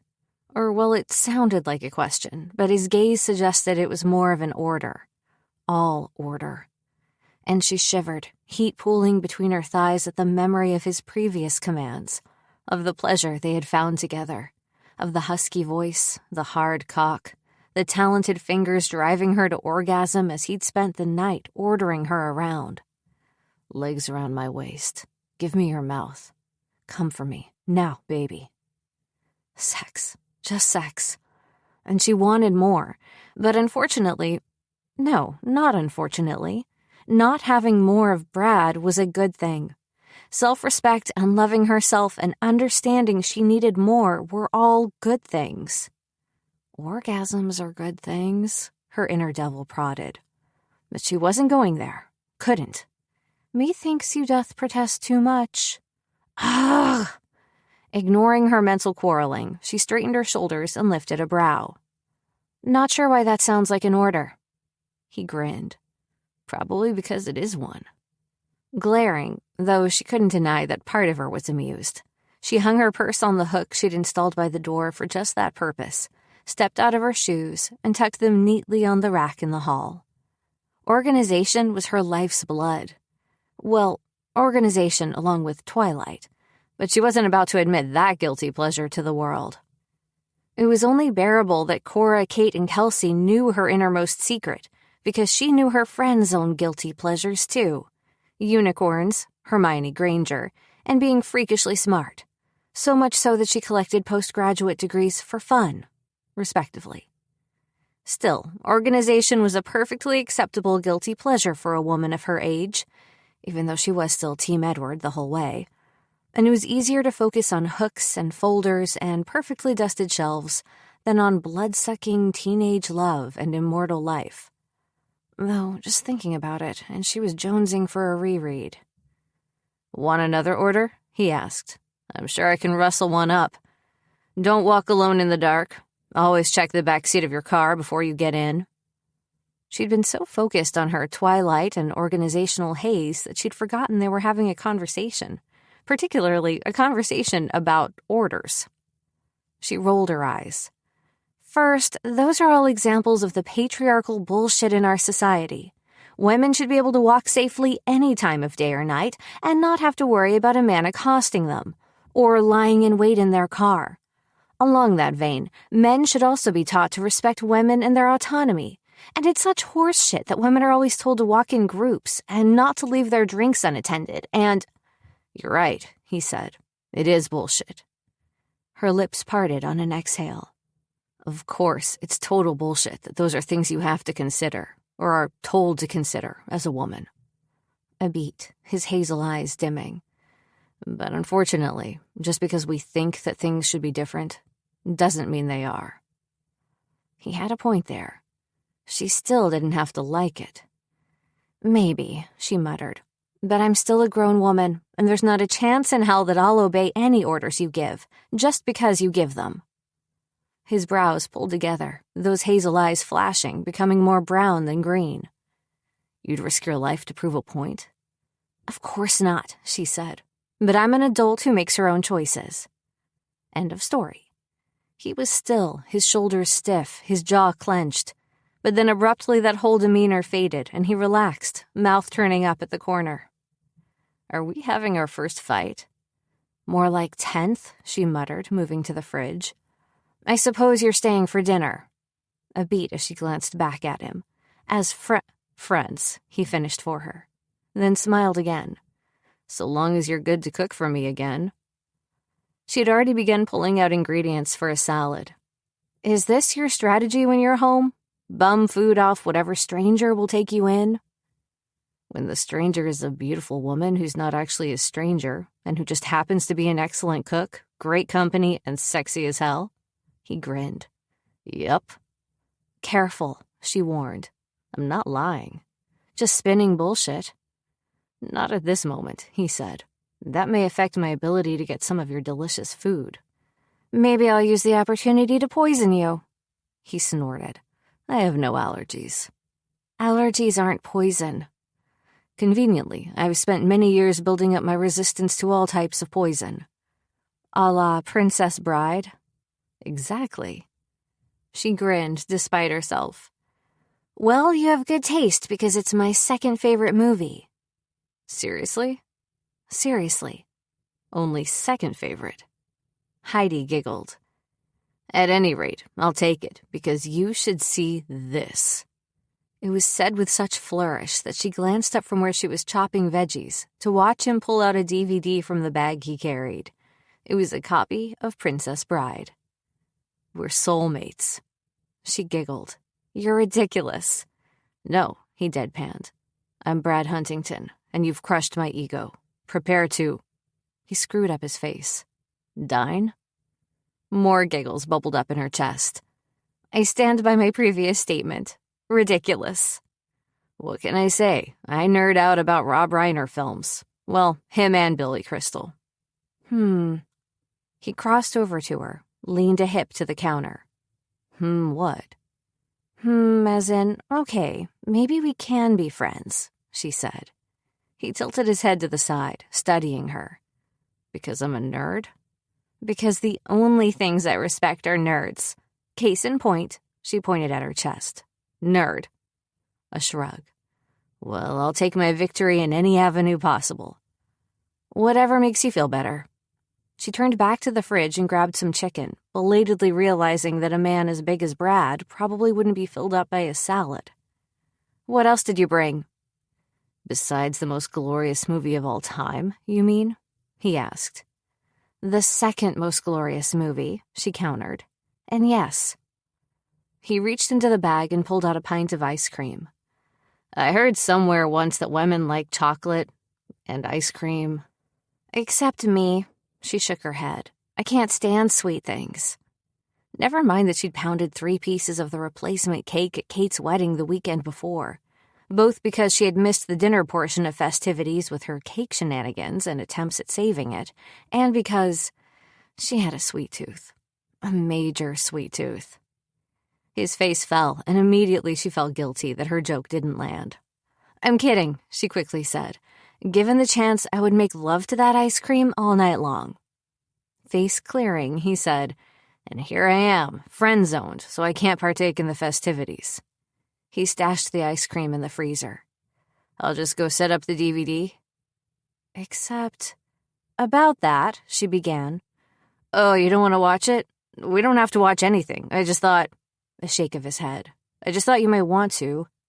He trailed off, reached into his bag. "I brought a game, too, in case—" Her heart squeezed. "I do want to watch it," she told him. "I just don't have a DVD player." He froze. "You don't have a DVD player?" "I travel the world for half the year, and I have one in my tiny postage stamp of an apartment." "I don't have one," she confirmed.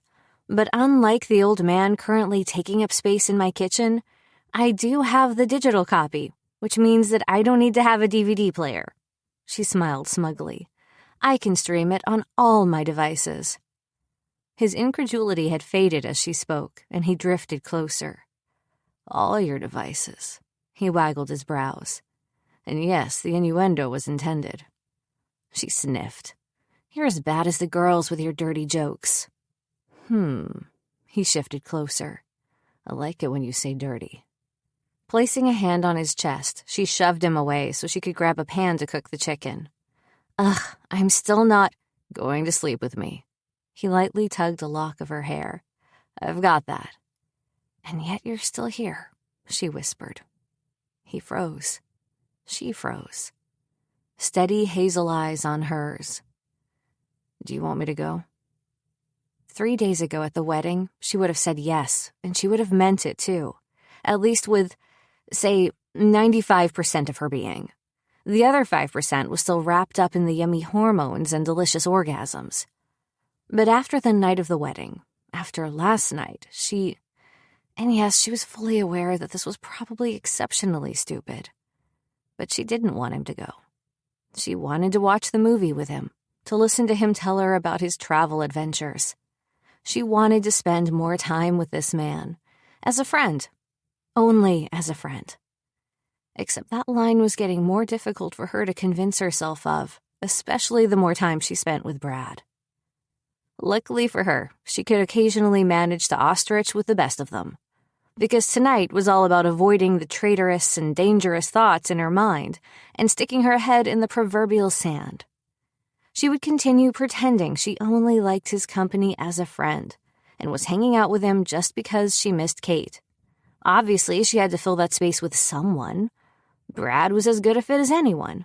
See? Ostrich. She could be good at it.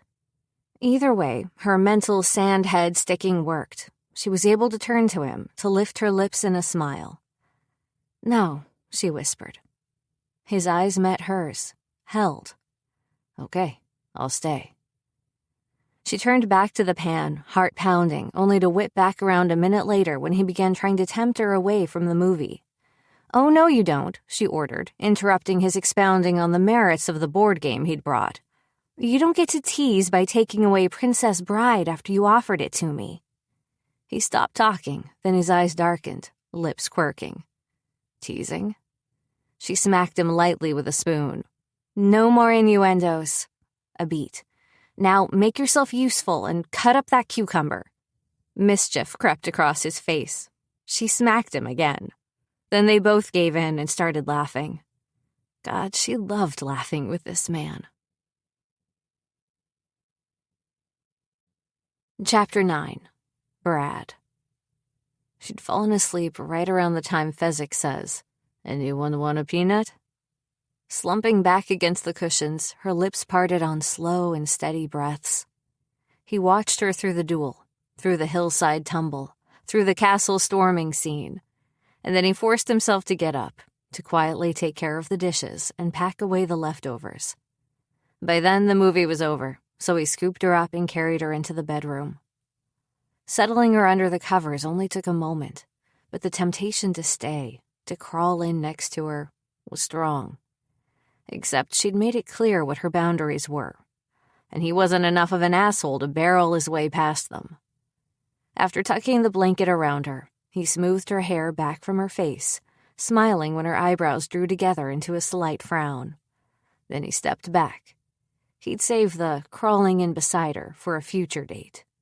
Until then, he turned for the door, saw something. Well, two somethings on the shelf beside it that had him pausing, considering, and then grinning again. He snagged them both. One went into his pocket. The other he paired with a pen and did what he should have done after that first night. He left Heidi a note. Then he let himself out of the apartment. Even when he wasn't halfway around the world, he still couldn't stand staying in one place for long. Luckily, the Bay Area had no shortage of beautiful places to visit. And he was like a kid in the candy store, trying to visit each and every one of them. He'd worked until the sky had just begun to lighten, putting the finishing touches on a website for an up-and-coming airline.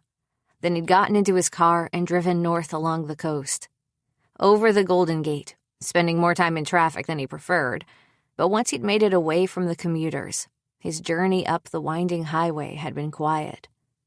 After parking along one edge of the road, his car tucked onto a narrow strip of gravel, he climbed out from behind the wheel, navigated the rickety wooden stairs that led down to the beach, and sat on a washed-up log to watch the sky grow bright, filtering in through the heavy fog, gilding the area in an almost otherworldly glow. He was just standing, ready to find his feet, to drive back to his apartment and sleep, when his cell vibrated. Retrieving it from his pocket, he saw that Heidi was calling him.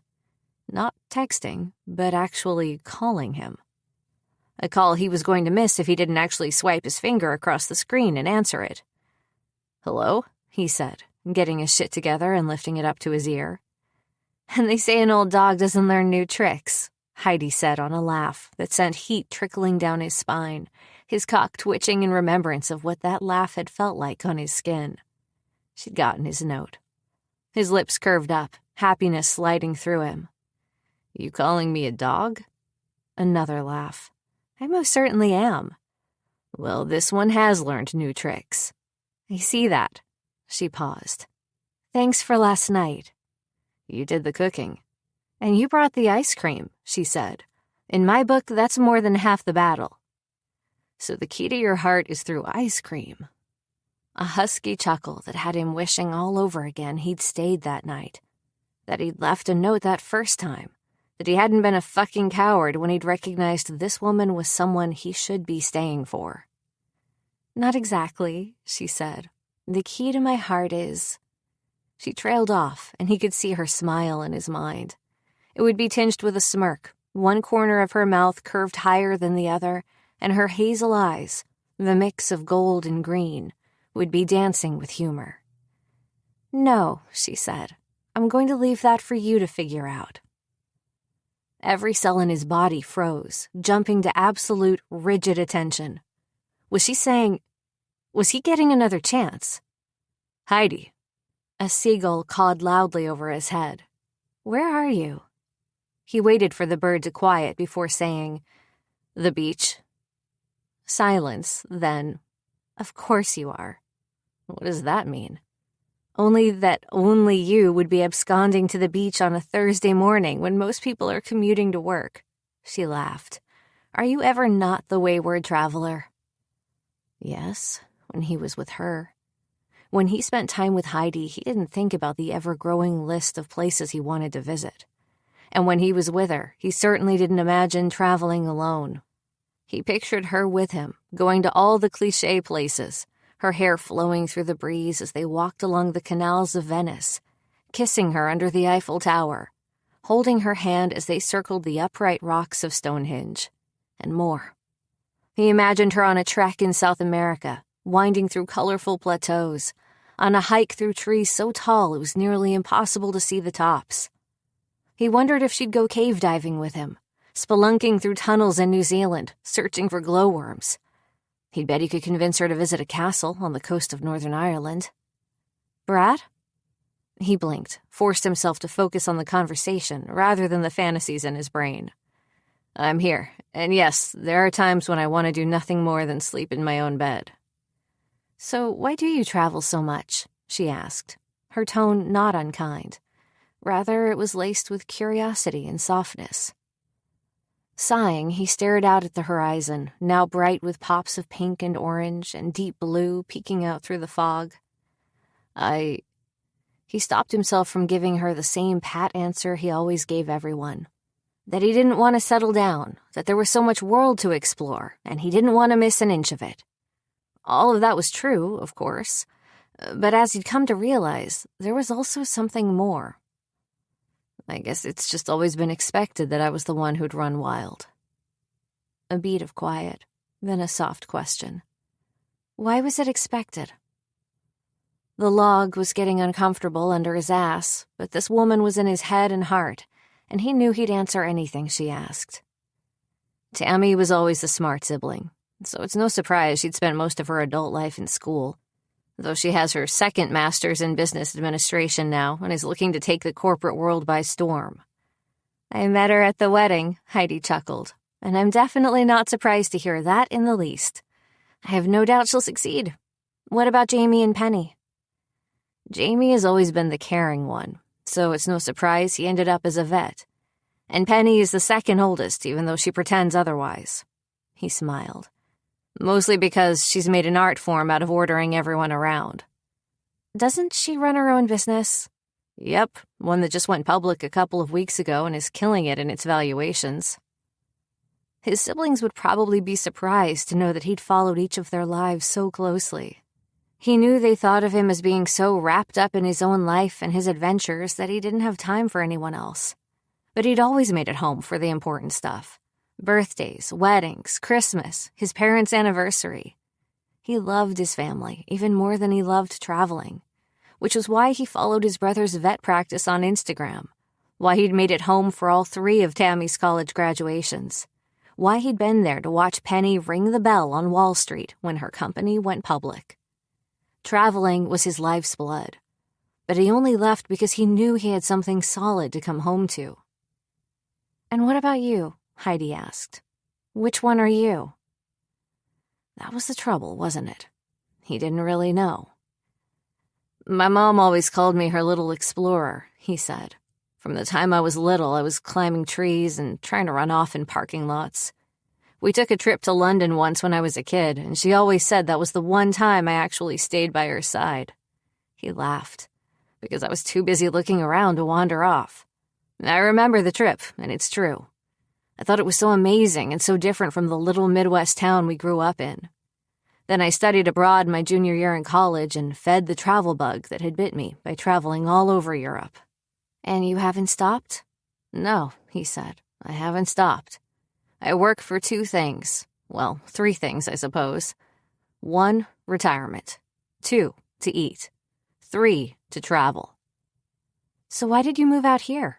It's gotta be more expensive keeping an apartment in the Bay Area than where you used to live. That was true. When my parents followed Tammy and Jamie out here, I figured it was better to have a place close to everyone. Even though Penny was still in the Midwest, she was thinking of moving to this coast, since increasingly more of her business was keeping her in San Francisco. It was a Huntington invasion. That's sweet. He shrugged, even though she couldn't see him. It just made sense. What about you? He added. How long have you been in California? Born and raised, a chuckle. East Bay all the way. And you haven't gone far. Nope, just away to college and then right back here. She laughed. Hang on a second. There was a blip of noise, almost sounding like she'd rolled her window down, and then he heard her say, Thanks. He waited another moment, and then her voice was back on the line. Sorry about that. Where are you? Driving into work. I had to show my credentials, she said, tone amused. As my assistant would say, so I don't put the top secret shit at risk. Top secret? Wow, color me impressed. She snorted. It's a lot less exciting than it sounds. Trust me. I'm just a nerd with lots of computers running lots of models who spends her days in muffin crumb-covered t-shirts and chugs coffee like it's my life's blood. What's your favorite type of muffin? Banana chocolate chip. From Molly's. She waited a beat. What's yours? I don't know. Cinnamon and sugar? He waited a beat. What's Molly's? What's Molly's? She gasped. Only the best bakery in all of the Bay Area. And as a connoisseur of all things baked goods, that's saying something. I guess I'll have to check out this Molly's. Not without me, Heidi said. It's sacrilege to go by yourself the first time. You need help navigating the deliciousness. Deliciousness? He couldn't help but tease. Is that even a word? Don't know, she said, her voice going slightly muffled. Don't care, unless that caring gets me to Molly's. Is this you asking me on a date? Again, she said. Don't care, so long as it gets me to Molly's sooner. He laughed outright. You'll take me to Molly's as soon as possible. Sold. A beat. You coming over tonight? His heart squeezed tight, excitement trickling through him. She was asking him over. She'd called him. This was big. This was him making his way back into her good graces. This was him getting his second chance. Do you want me to come over? Well, now there was hesitation in her words. Shit, he should have just said yes. Heidi. Voices in the background. I've got to go. He heard a rustling as though she lifted the phone from her ear. Heidi, he said quickly, pulse pounding in his veins. The rustling stopped. Yeah? I'll bring pizza. Silence. Long, interminable silence. Then a soft sigh. I'll be home by 6. Relief poured through him as they said goodbye and hung up. God, he was so not smooth. So not a player. He'd already fucked up the best thing he'd ever had with a woman once. Now he needed to be smart, to play this right. Because Heidi was everything. Chapter 10. Heidi.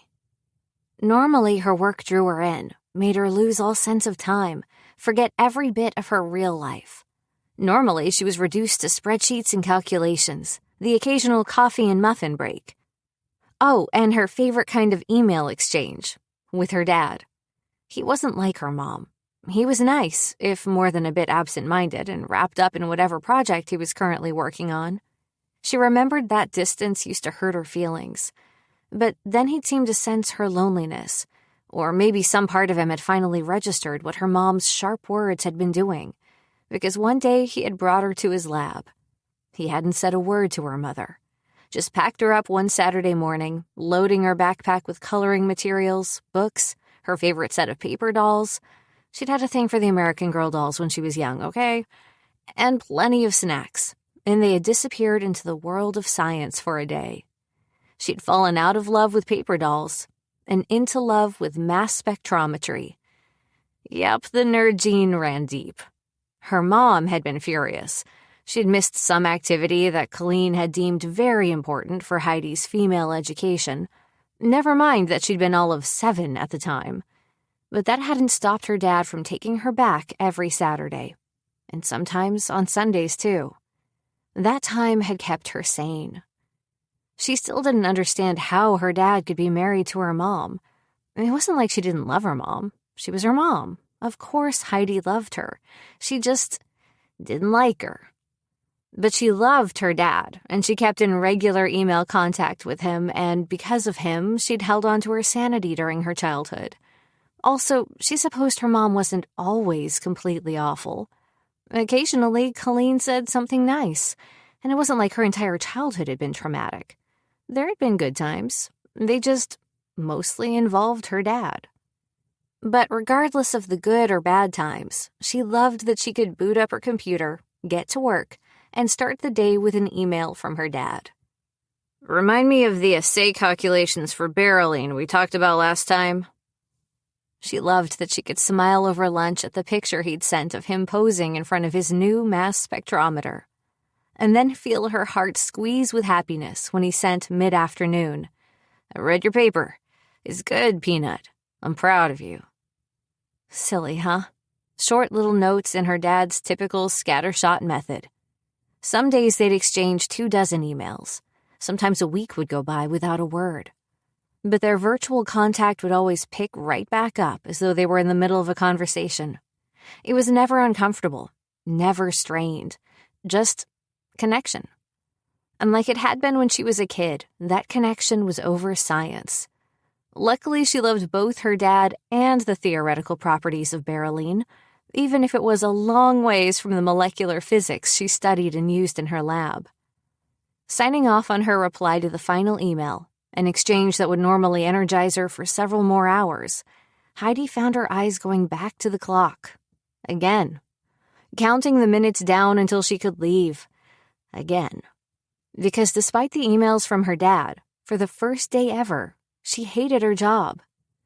Part of her kept repeating the conversation from that morning back to her, cringing at the desperate way she'd asked Brad to come over. Brad, who she wasn't going to see as a love interest. Brad, who she wasn't going to sleep with. Brad, who she was only going to be friends with. And Brad, who she wanted to be so much more than that. Sighing, she tapped a few keys across her keyboard, logged off her computer, and pushed back from her desk. I'm out of here, she told Steph. Everything okay? Her assistant asked. Fine, just my brain is fried. I'm going to call it a day. Steph nodded, and they spent a couple of minutes discussing the day's outstanding items. 15 minutes later, she was signing out of the lab and heading toward her car. Then she was on her way home, ridiculously early. But she honestly couldn't hate the ridiculously early, not when it was smooth sailing through traffic, not when she took 15 minutes upon arriving to her complex to bypass her condo and walk down her little trail. She stood in front of the little creek, trying to get the fist gripping her heart to relax. The same fist that was telling her to run from Brad, that she'd only get hurt again. Because she had been hurt. Deeply. After one night. Which was too much and ridiculous and something that shouldn't have been possible. She'd slept with plenty of people, so Brad being a one-off shouldn't have hurt. Except his leaving without a word had. And now she worried that she would be opening herself up for a world of that hurt if she let him back in, if she dove into things with him like she so desperately wanted. They'd had all of one phone conversation, had spent a couple of hours together. He'd left a note. Not poetry, not undying love, not... What? What was she looking for? She had no freaking clue. Aside from the fact that all of those things were combining to draw her more firmly down the rabbit hole that was Brad Huntington. Could she risk being his friend without falling in deep? Because he would inevitably leave, and he would leave her behind. But what if he wanted her to come along? This is pointless, she muttered to the tiny babbling creek. We slept together. We hung out a bit. That's it. It's not life-changing, even if it feels like it. And it did feel like it. She was addicted. She wanted more. But he was going to leave. It was an inevitability. So, knowing that, she whispered, why can't I just enjoy the process? Why can't I just go in and have fun and soak in every bit of the experience? She tossed a rock into the water. Because, dumbass, you've been talking a big talk about wanting more, about wanting something more than just a quick fuck. A sigh. And you'll never have that with Brad. I don't want a quick fuck. Heidi shrieked and spun around, losing her footing at the sound of the voice so very close to her ear. She slid down the embankment, dirt and leaves rolling over her, landing in a heap at the bottom, the all of 3 inches of water in the creek soaking into her jeans. Heidi! A second later, Brad was at her side, scooping her up, holding her tightly against him. I'm fine, she said, shaking her head to clear it. You can put me down. I didn't mean to scare you, he muttered. definitely not putting her down as he carried her up the slope, back onto solid ground. "I'm all wet. Put me down before you get soaked too," she said. Scorching hazel eyes on hers that had her replaying her words. "That wasn't an innuendo," she muttered. Those eyes narrowed, and she realized that the heat in his gaze wasn't remotely sexual. No, instead, it was fury. Pissed off, intense anger. "I never expected it to be," he snapped. "Why are you mad?" she asked, putting aside her request to be put down. He bent down and snagged her purse. "I hurt you." "I'm not hurt," she said. "I'm fine." His eyes flashed to hers again, and as he started carrying her back down the trail, she placed her hand on his chest. "I swear, Brad, I'm not hurt." Her groin might be a little tetchy from the slip slide. She must have been attempting to do the splits while falling down that ridiculously tiny hill. But she was fine. "You're bleeding." Her mouth fell. "What?" "You're bleeding." "I can't be He stopped, spinning them, and in a heartbeat he had her pinned between his chest and a tree trunk, her purse crammed into her abdomen. One hand lifted, brushed lightly against the top of her cheek. He held it up so she could see the bright red painting his fingertips. "You're bleeding." Her heart stuttered. "Just a little." Eyes flashing again. He was fierce, glaring down at her, with the setting sun gathering in the trees, shafts of sunlight highlighting motes of dust in the air, the wind lightly rustling through the leaves. "A little." The last was said so dangerously that she shivered, heat trickling down her torso, gathering in her stomach, making her thighs tremble. In a second, his expression shifted. "You're cold." He shifted again, straightening and cradling her against his chest and starting to walk along the path again. "I need to get you inside and warm." Heidi found herself without words. She'd not expected him to be like this, to be so intense, so ferocious in his protection of her. It was not numbing exactly, but she was suddenly having an out-of-body experience as he carried her along her little trail, his legs eating up the space in hardly any time at all. What had taken her 15 minutes of meandering took him just a handful. And when he was walking up the stairs to her door, holding her like she weighed no more than a feather, she still hadn't found her voice. All she could think was, she hadn't expected this. Probably that said bad things about her and her intelligence, that being held by this man had fried her brain. But she was still struggling to reconcile the normally easygoing, funny man with this one in front of her, though he had gotten all protective about her phone. "Keys," he said, stopping in front of her door. She blinked. "What?" His jaw clenched, a muscle twitching in the hard line, tempting her with a desire to taste that little pulsing spot, to soothe away the tension. But she didn't have a chance. He wedged her against the door, dug her keys out of her purse, then somehow managed to finagle them into the lock to open it. A moment later, they were inside. He kicked it shut and carried her down the hall, dumping her onto her bed. "Stay," he growled, and then disappeared out of the room. She stood up, not wanting to get her blankets wet, and moved to her dresser, opening the top drawer to pull out some pajamas, which was the moment Brad came back into the bedroom.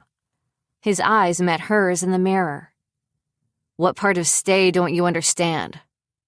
Fresh pair of underwear in her grip, she dropped her hands to her side. "Are you fucking serious right now?" His expression turned mulish. "What part of stay don't I understand?" She spun to face him, crossing the room and prodding him in the chest with her finger. "Stay? Fucking stay?" He captured her finger. "You're bleeding. You're limping. I reserve the right to go a little crazy."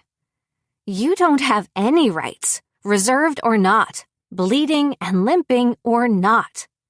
Even if her cheek was starting to burn, and her groin, along with her ankle, were feeling a bit sore, she whirled around, took a step, and stumbled. Brad caught her. "Woman," he muttered. Then she was in his arms again, pressed against his chest, his heat surrounding her, his scent in her nose. He marched into the bathroom, set her on the counter, and then turned to crank on the shower. Her breath hitched when she saw the look on his face, fury written into every line.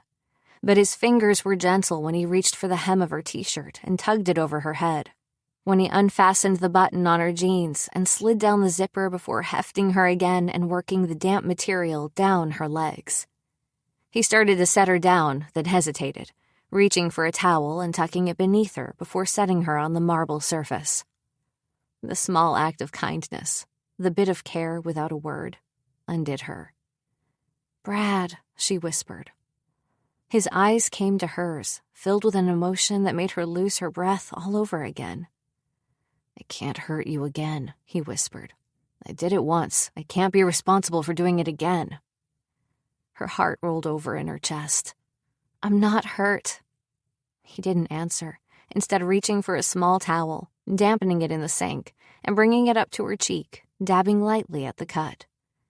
She inhaled sharply, the sting taking her by surprise.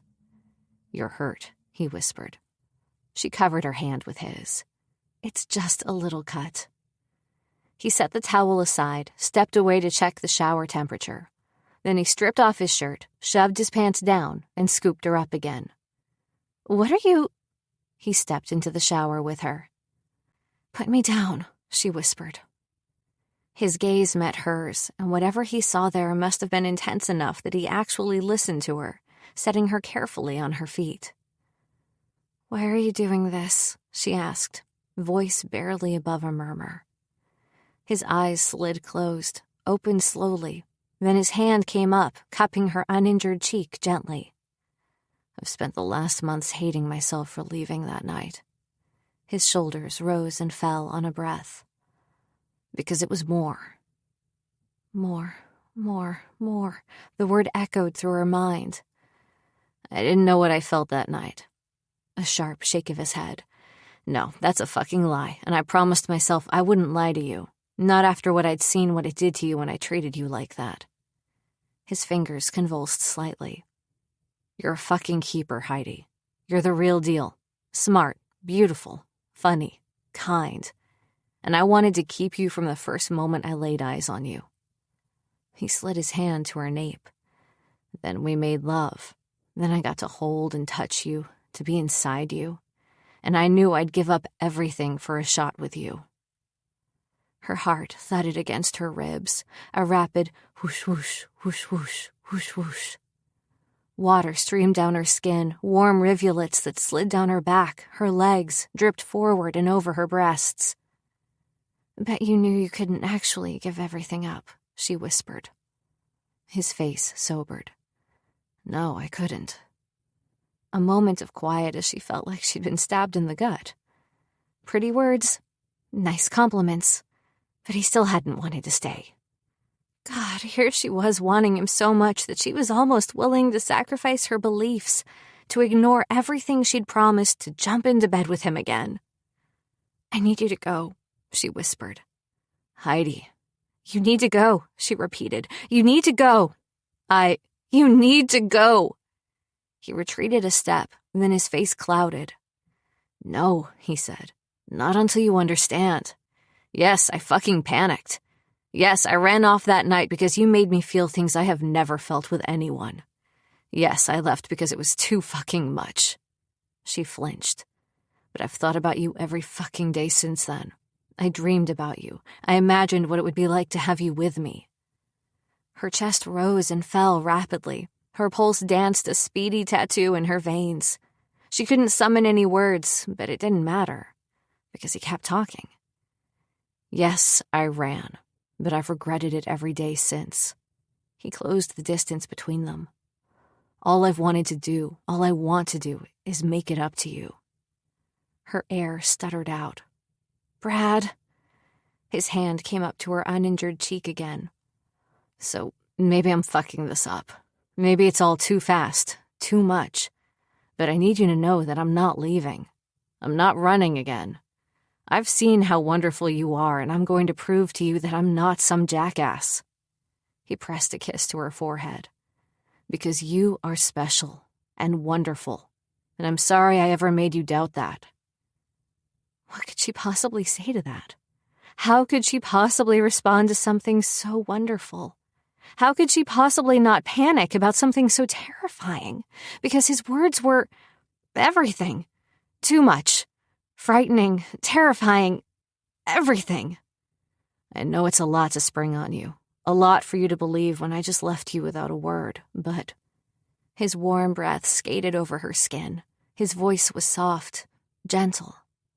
Let me take care of you. Please, just for tonight. Let me stay. Let me help you. Let me prove to you that I mean everything I said. Heidi should have told him to go, for self-preservation, to keep her self-respect, to make certain she could keep her heart safe. But she couldn't make herself form the words to tell him to leave. Instead, she just gave in to the need in her heart, her soul. Okay, she whispered.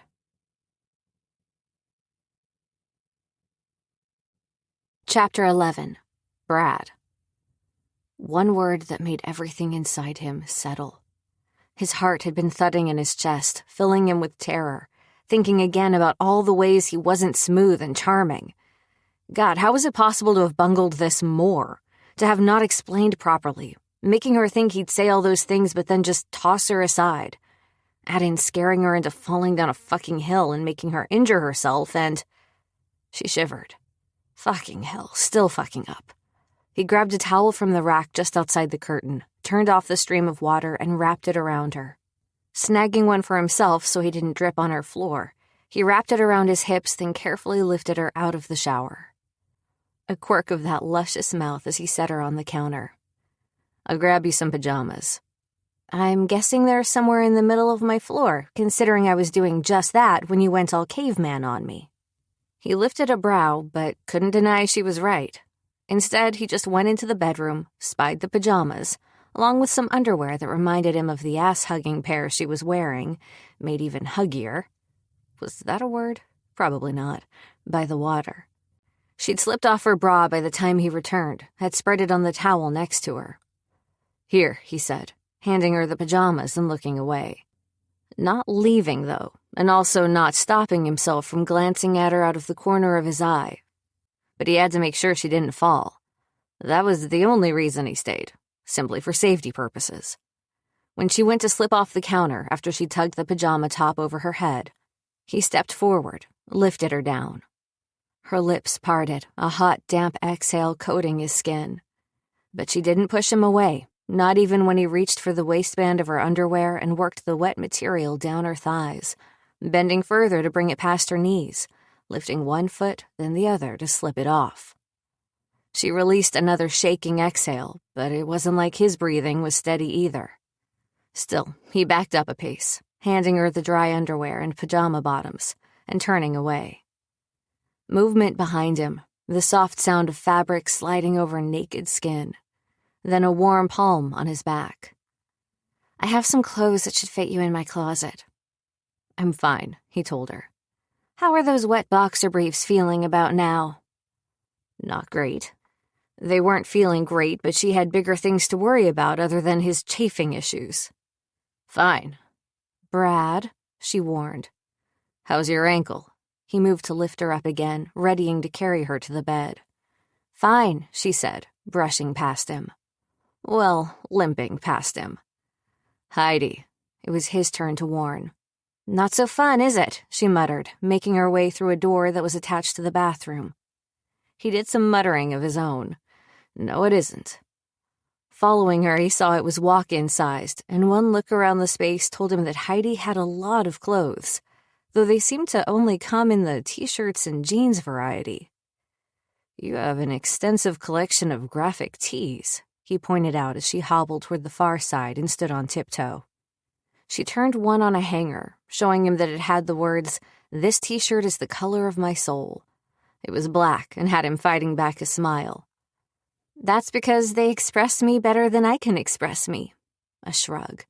Plus, I don't have to wear adult clothes very often. I love my tees. And my pajamas.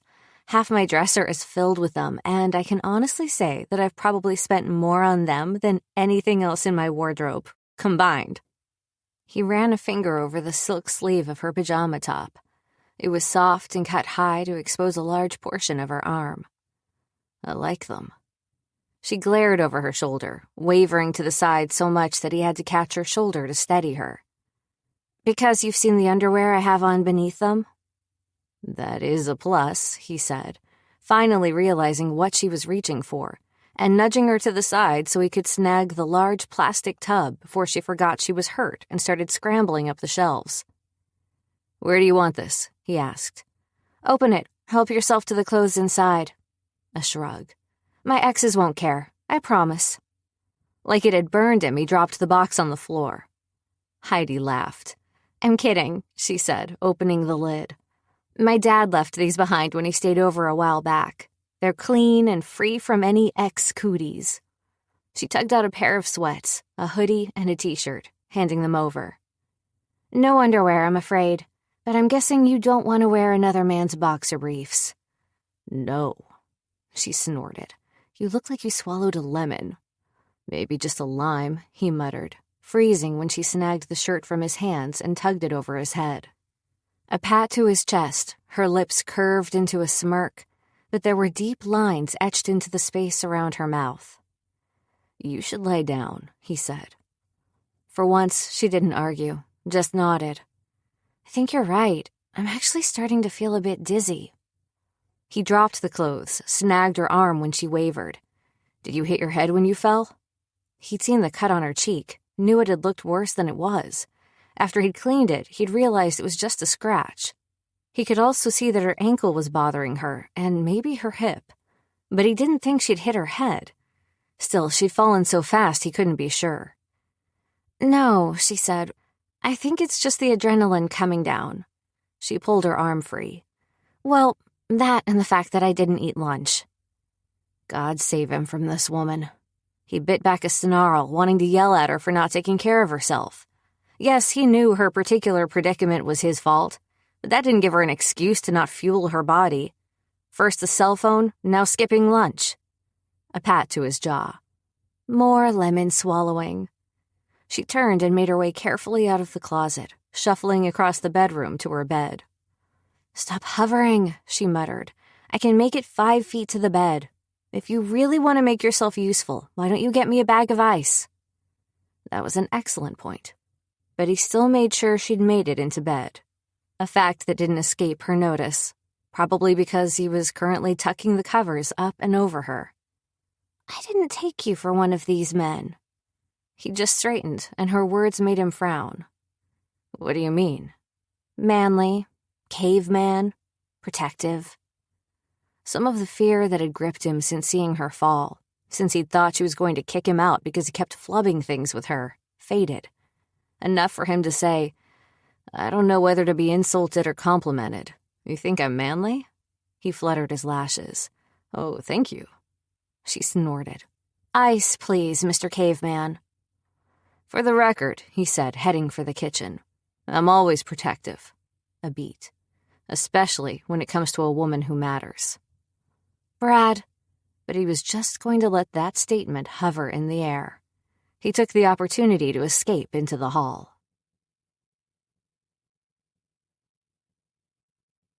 Chapter 12. Heidi. She just stared at Brad's retreating back and tried to figure out what in the fuck she was doing. Getting naked in front of him. Or naked in intervals, she supposed. Showering clothed with him. Or more like showering semi-clothed with him. Talking with him. As though it were no big deal to have this man in her bedroom, casually discussing her pajama and t-shirt collection. It was a big deal, and he'd said a lot. Too much, probably, but she was good at isolating parts of her brain, at pushing things down. Because part of her couldn't believe it. Not because she didn't think it was possible for a man to really like her, to want to look after her and be with her. But because she didn't believe this man could feel that for her. And back into circles she went. She liked Brad, sincerely enjoyed spending time with him. She just didn't trust him. You're asking too much, Hyde, she murmured. You want too much. Now that was her mother talking, always telling Heidi to lower her expectations. No one wants to listen to a female scientist. That was when she'd announced she wanted to be a physicist, like her dad, in kindergarten. Girls aren't good at math. You should take home economics, learn some real skills. That had been in high school, when she'd been testing into calculus and applying to colleges. You should stop going to school before no man ever wants to marry you. That had been just before she'd received her PhD. You work too much. You'll never have a family if you keep going like this. Men want their women to be home. That had been last week. Good times. The worst part of it was that she did want to have a family of her own.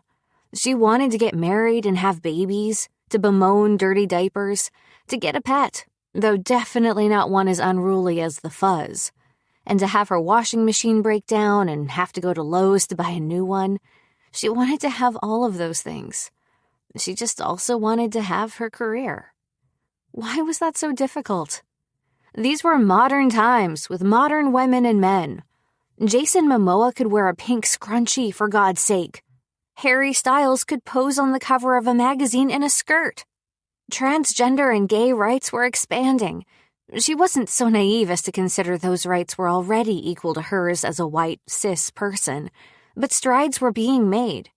People of all genders and color and sexual orientations were living their lives and standing up for equality. So why couldn't she just work at a job she loved and have a family she loved?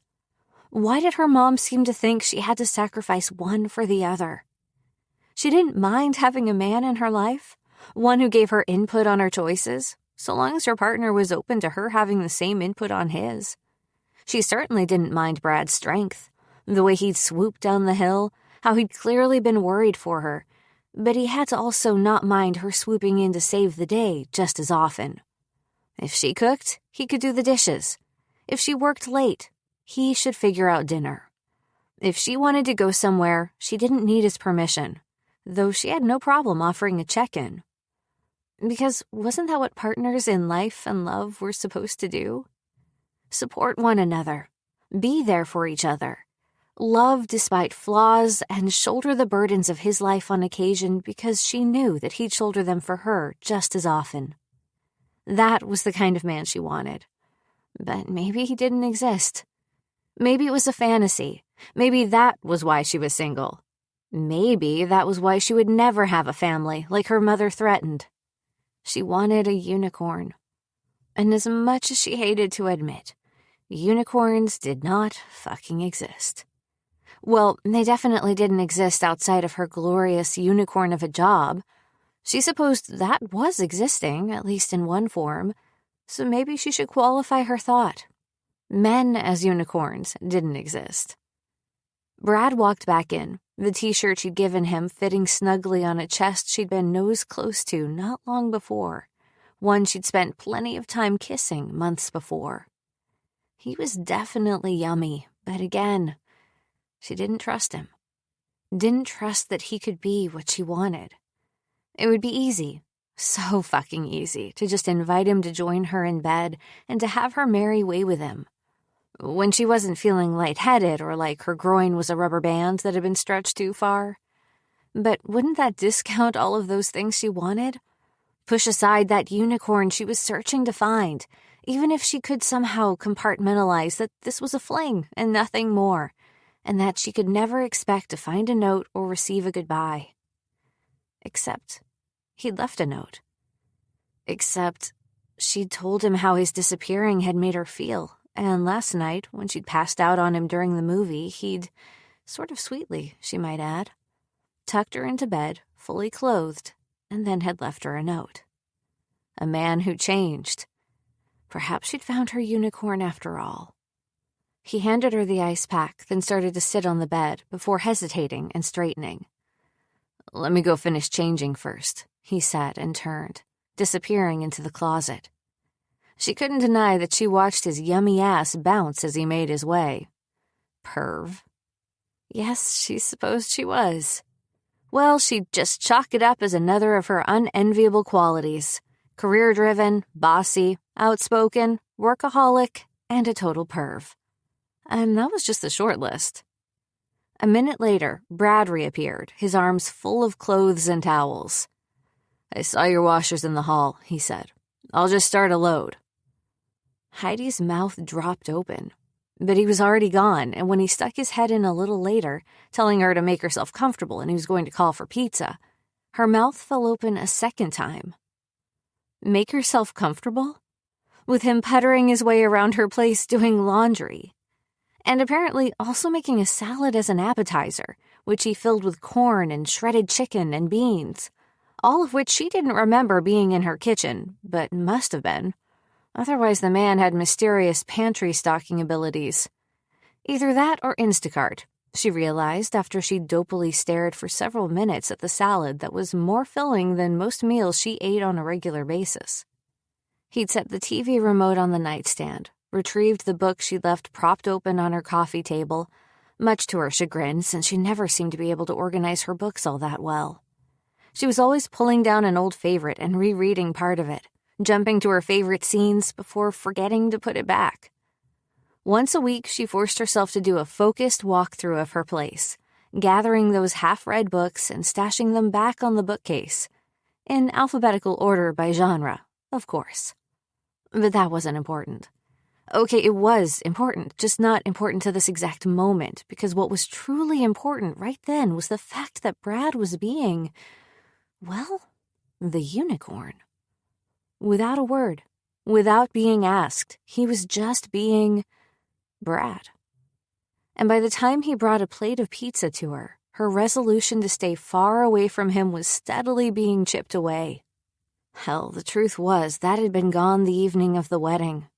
What she felt chipping away in this moment was her resolve to keep the man firmly in the friend zone, because it was as though he'd picked the thoughts out of her brain and had manifested himself into that unicorn. Pretty man, nice man, helpful man, unicorn.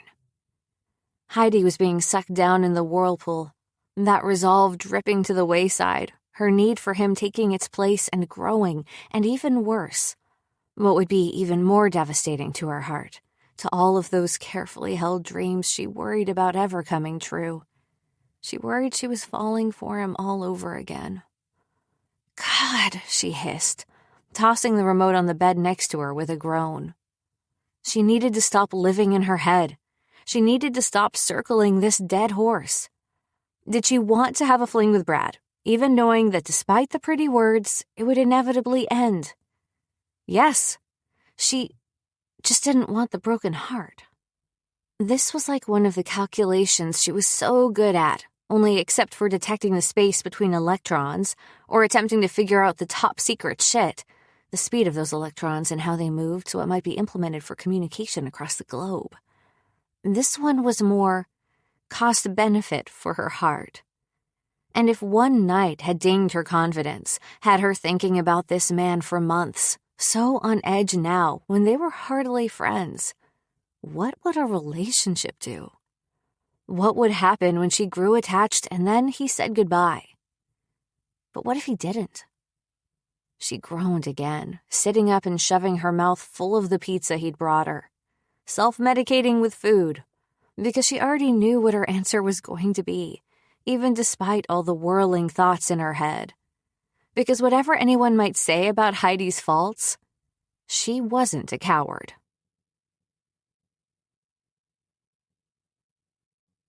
Chapter 13. Brad. Something had shifted. He didn't understand exactly what it was, except that it was as though someone had pricked the barrier holding the atmosphere of the room, the air that always seemed to ripple with awareness, with a pin, and the tension was slowly leaking out, a balloon deflating molecule by molecule. He'd folded Heidi's now clean and dry clothes. He changed back into his original, also clean and dry, had put the temporaries back in her bin, that bin back on the shelf. He'd fed her, once with salad because he was too freaking worried about her having not eaten all day to wait an hour for the second, which was the pizza he'd ordered, laden with meat and veggies to make up for that lack of lunch. She'd gobble down 3 pieces, moaning about how delicious it was, before later groaning and patting her stomach, saying that she'd need to invest in larger pajamas. Now he was sitting in a chair next to the bed. She'd turned on some reality TV show, and they were coexisting peacefully. That tension continued to ebb away, along with his guilt, and he was starting to worry less, to actually enjoy himself. Then she spoke, and his heart seized. "Brad." She was going to kick him out. Well, fuck that. He wasn't going to leave her. He wasn't going to let her go without a fight. He needed to take a page out of his so-called manly book and dig in his heels. "Brad?" she repeated. He kept his eyes glued to the screen. "Yeah?" "Come into bed with me." Suddenly, the TV was nowhere in the periphery, his gaze flying to hers, locking onto hers. "What?" She patted the pillow next to her. "That chair is not comfortable, and you're going to get a crick in your neck. Come relax with me."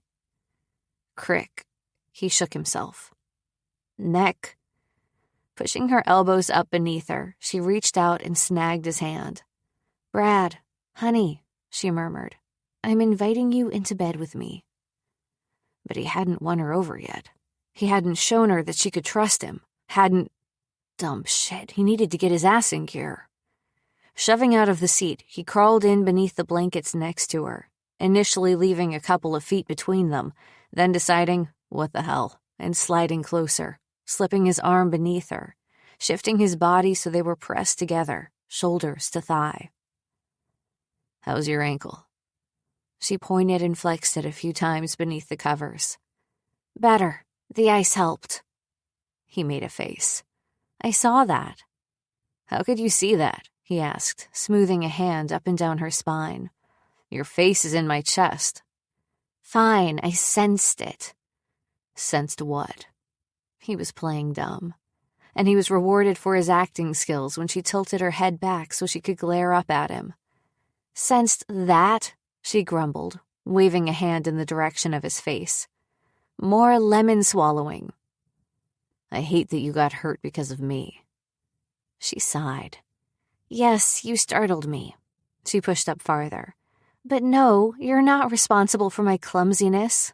Nope, that all comes from me. Want to ask the room at large who's the girl who once managed to stab her hand and toe with the same knife?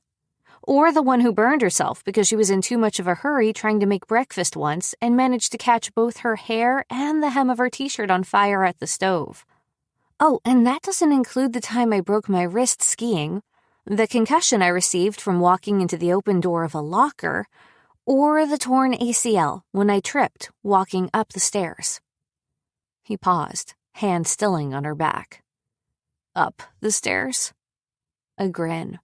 "Yep, you heard that right.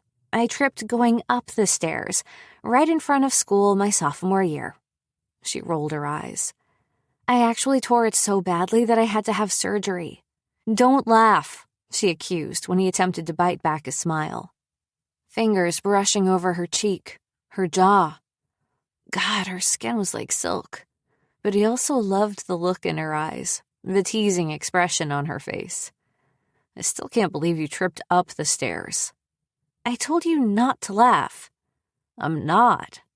But he was chuckling now, his chest vibrating with the sound, even as he kept taking this opportunity to touch her.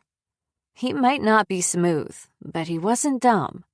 He'd ended up in bed with the woman he wanted, and he wasn't going to squander this opportunity. Now to get her as addicted to his presence as he was to hers. Cue evil laughter, plotting to take over the world, hand-rubbing. "Like I said," she muttered, "I'm klutzy, and it has nothing to do with you." "Well, next time I'll make sure to not frighten you near inclines." Or declines either, he supposed. "Cora always says I'm likely to kill myself just walking down the street to 7-Eleven to get a slushie." "Remind me to never let you out of my sight," he said, half joking.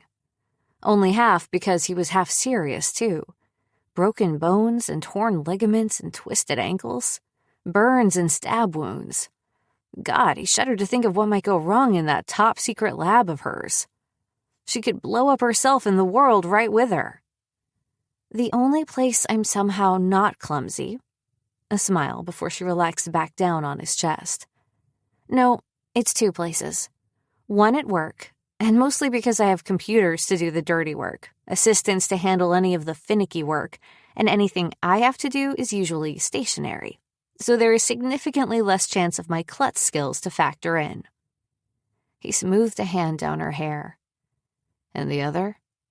Her chest rose and fell on a long exhale. The other place is ice skating. Ice skating? He asked incredulously. Yep, a laugh. And I know exactly what you're thinking. Nope, she couldn't, because he was wondering how many stab wounds he might end up with if blades were strapped to her feet. He assumed it would be a great many. You're thinking that with my amazing clumsy skills, that someone is going to end up bleeding out on the ice. He bit the inside of his cheek to keep from laughing out loud. See?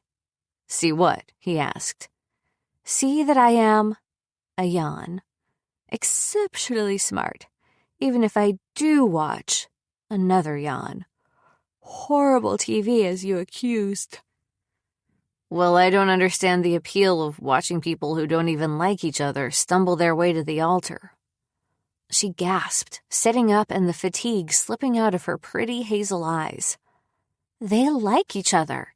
They love each other. They've moved across the planet to see if they're compatible. Or for a green card. Heidi paused, considered that. Yes, she agreed. I do think that sometimes that's the case. I'll add very smart to your list of positive attributes, right along with talented at work, ice skater extraordinaire, and... Oh, how did you learn how to skate? Didn't you tell me once that you grew up in California? A smile. All of last night, she said. I did tell you that. So Cali girl somehow learns to do a popular low-temperature activity. She shuddered, settled back down on his chest. Okay, first rule for my new Californian. Don't call it Cali. No Cali, he nodded. Got it. The second rule, or I guess less rule and more general knowledge that you can put to good use, is that hockey is big in California. It is especially big in Northern California, and because of that, there are plenty of opportunities for skating in the area. Noted, he said. So does this mean you'll go ice skating with me? Are you asking me on a date? Are you going to say yes? Isn't ice skating a little pedantic of a date for you? He smiled. I don't know. A shrug. Depends. Depends on what? On whether or not you say yes. She laughed, arms tightening around him. I'd say yes. Joy bubbled in him. Okay then, will you go ice skating with me, Heidi Green? No. His jaw dropped open. But I will go on a date with you. A beat. Even if it's ice skating. He blinked, trying to keep up with the circles this woman was spinning around him and understanding that he probably never would be able to. Then he shrugged, began tracing light circles on her back again, and decided he didn't care. Not when it meant that he'd just scored a date with this woman.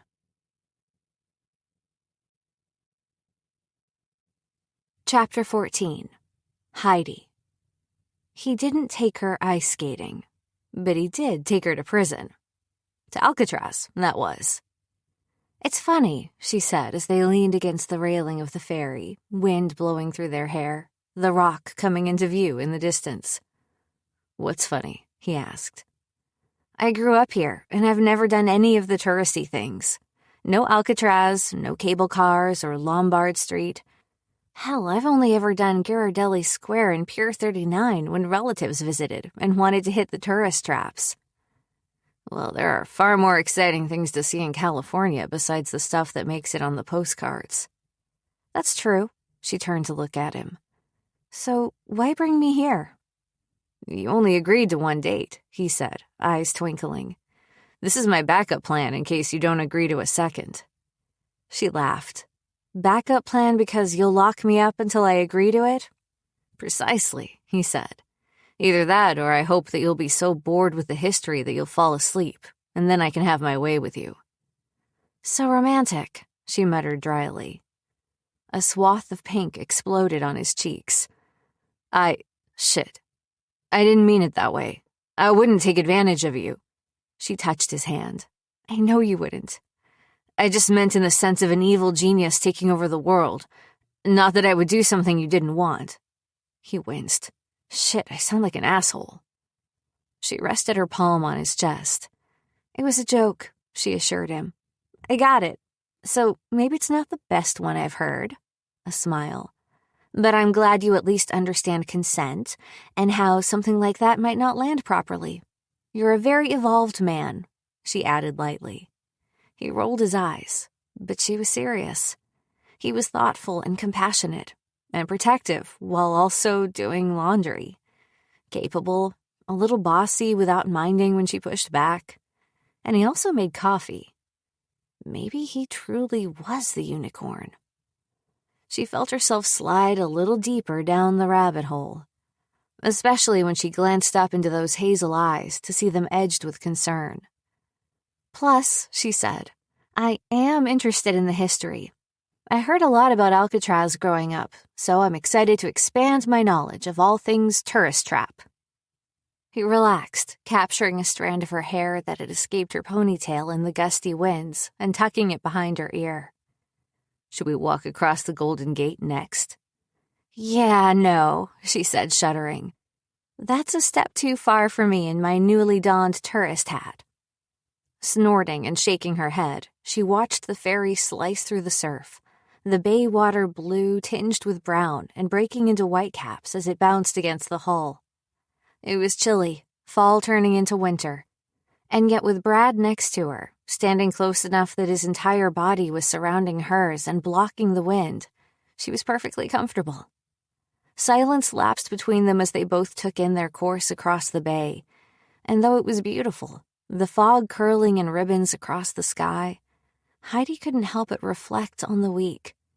It had been precisely 14 days since she, Brad, and Fuzzy McFeatherston had participated in their cake disaster, but it felt like a lifetime ago. They'd had 9 nights together, 9 nights that ranked up there with the best ones of her life, even though they'd hardly done anything. Just eaten together, watched TV, cuddled on the couch, and in her bed. Yes, that fact terrified her. But she was firmly addicted and had just decided to accept her fate. She'd ride this ride to the end, and hopefully, knowing that there would be an end meant that her heart wouldn't hurt so much when Brad decided to flit off.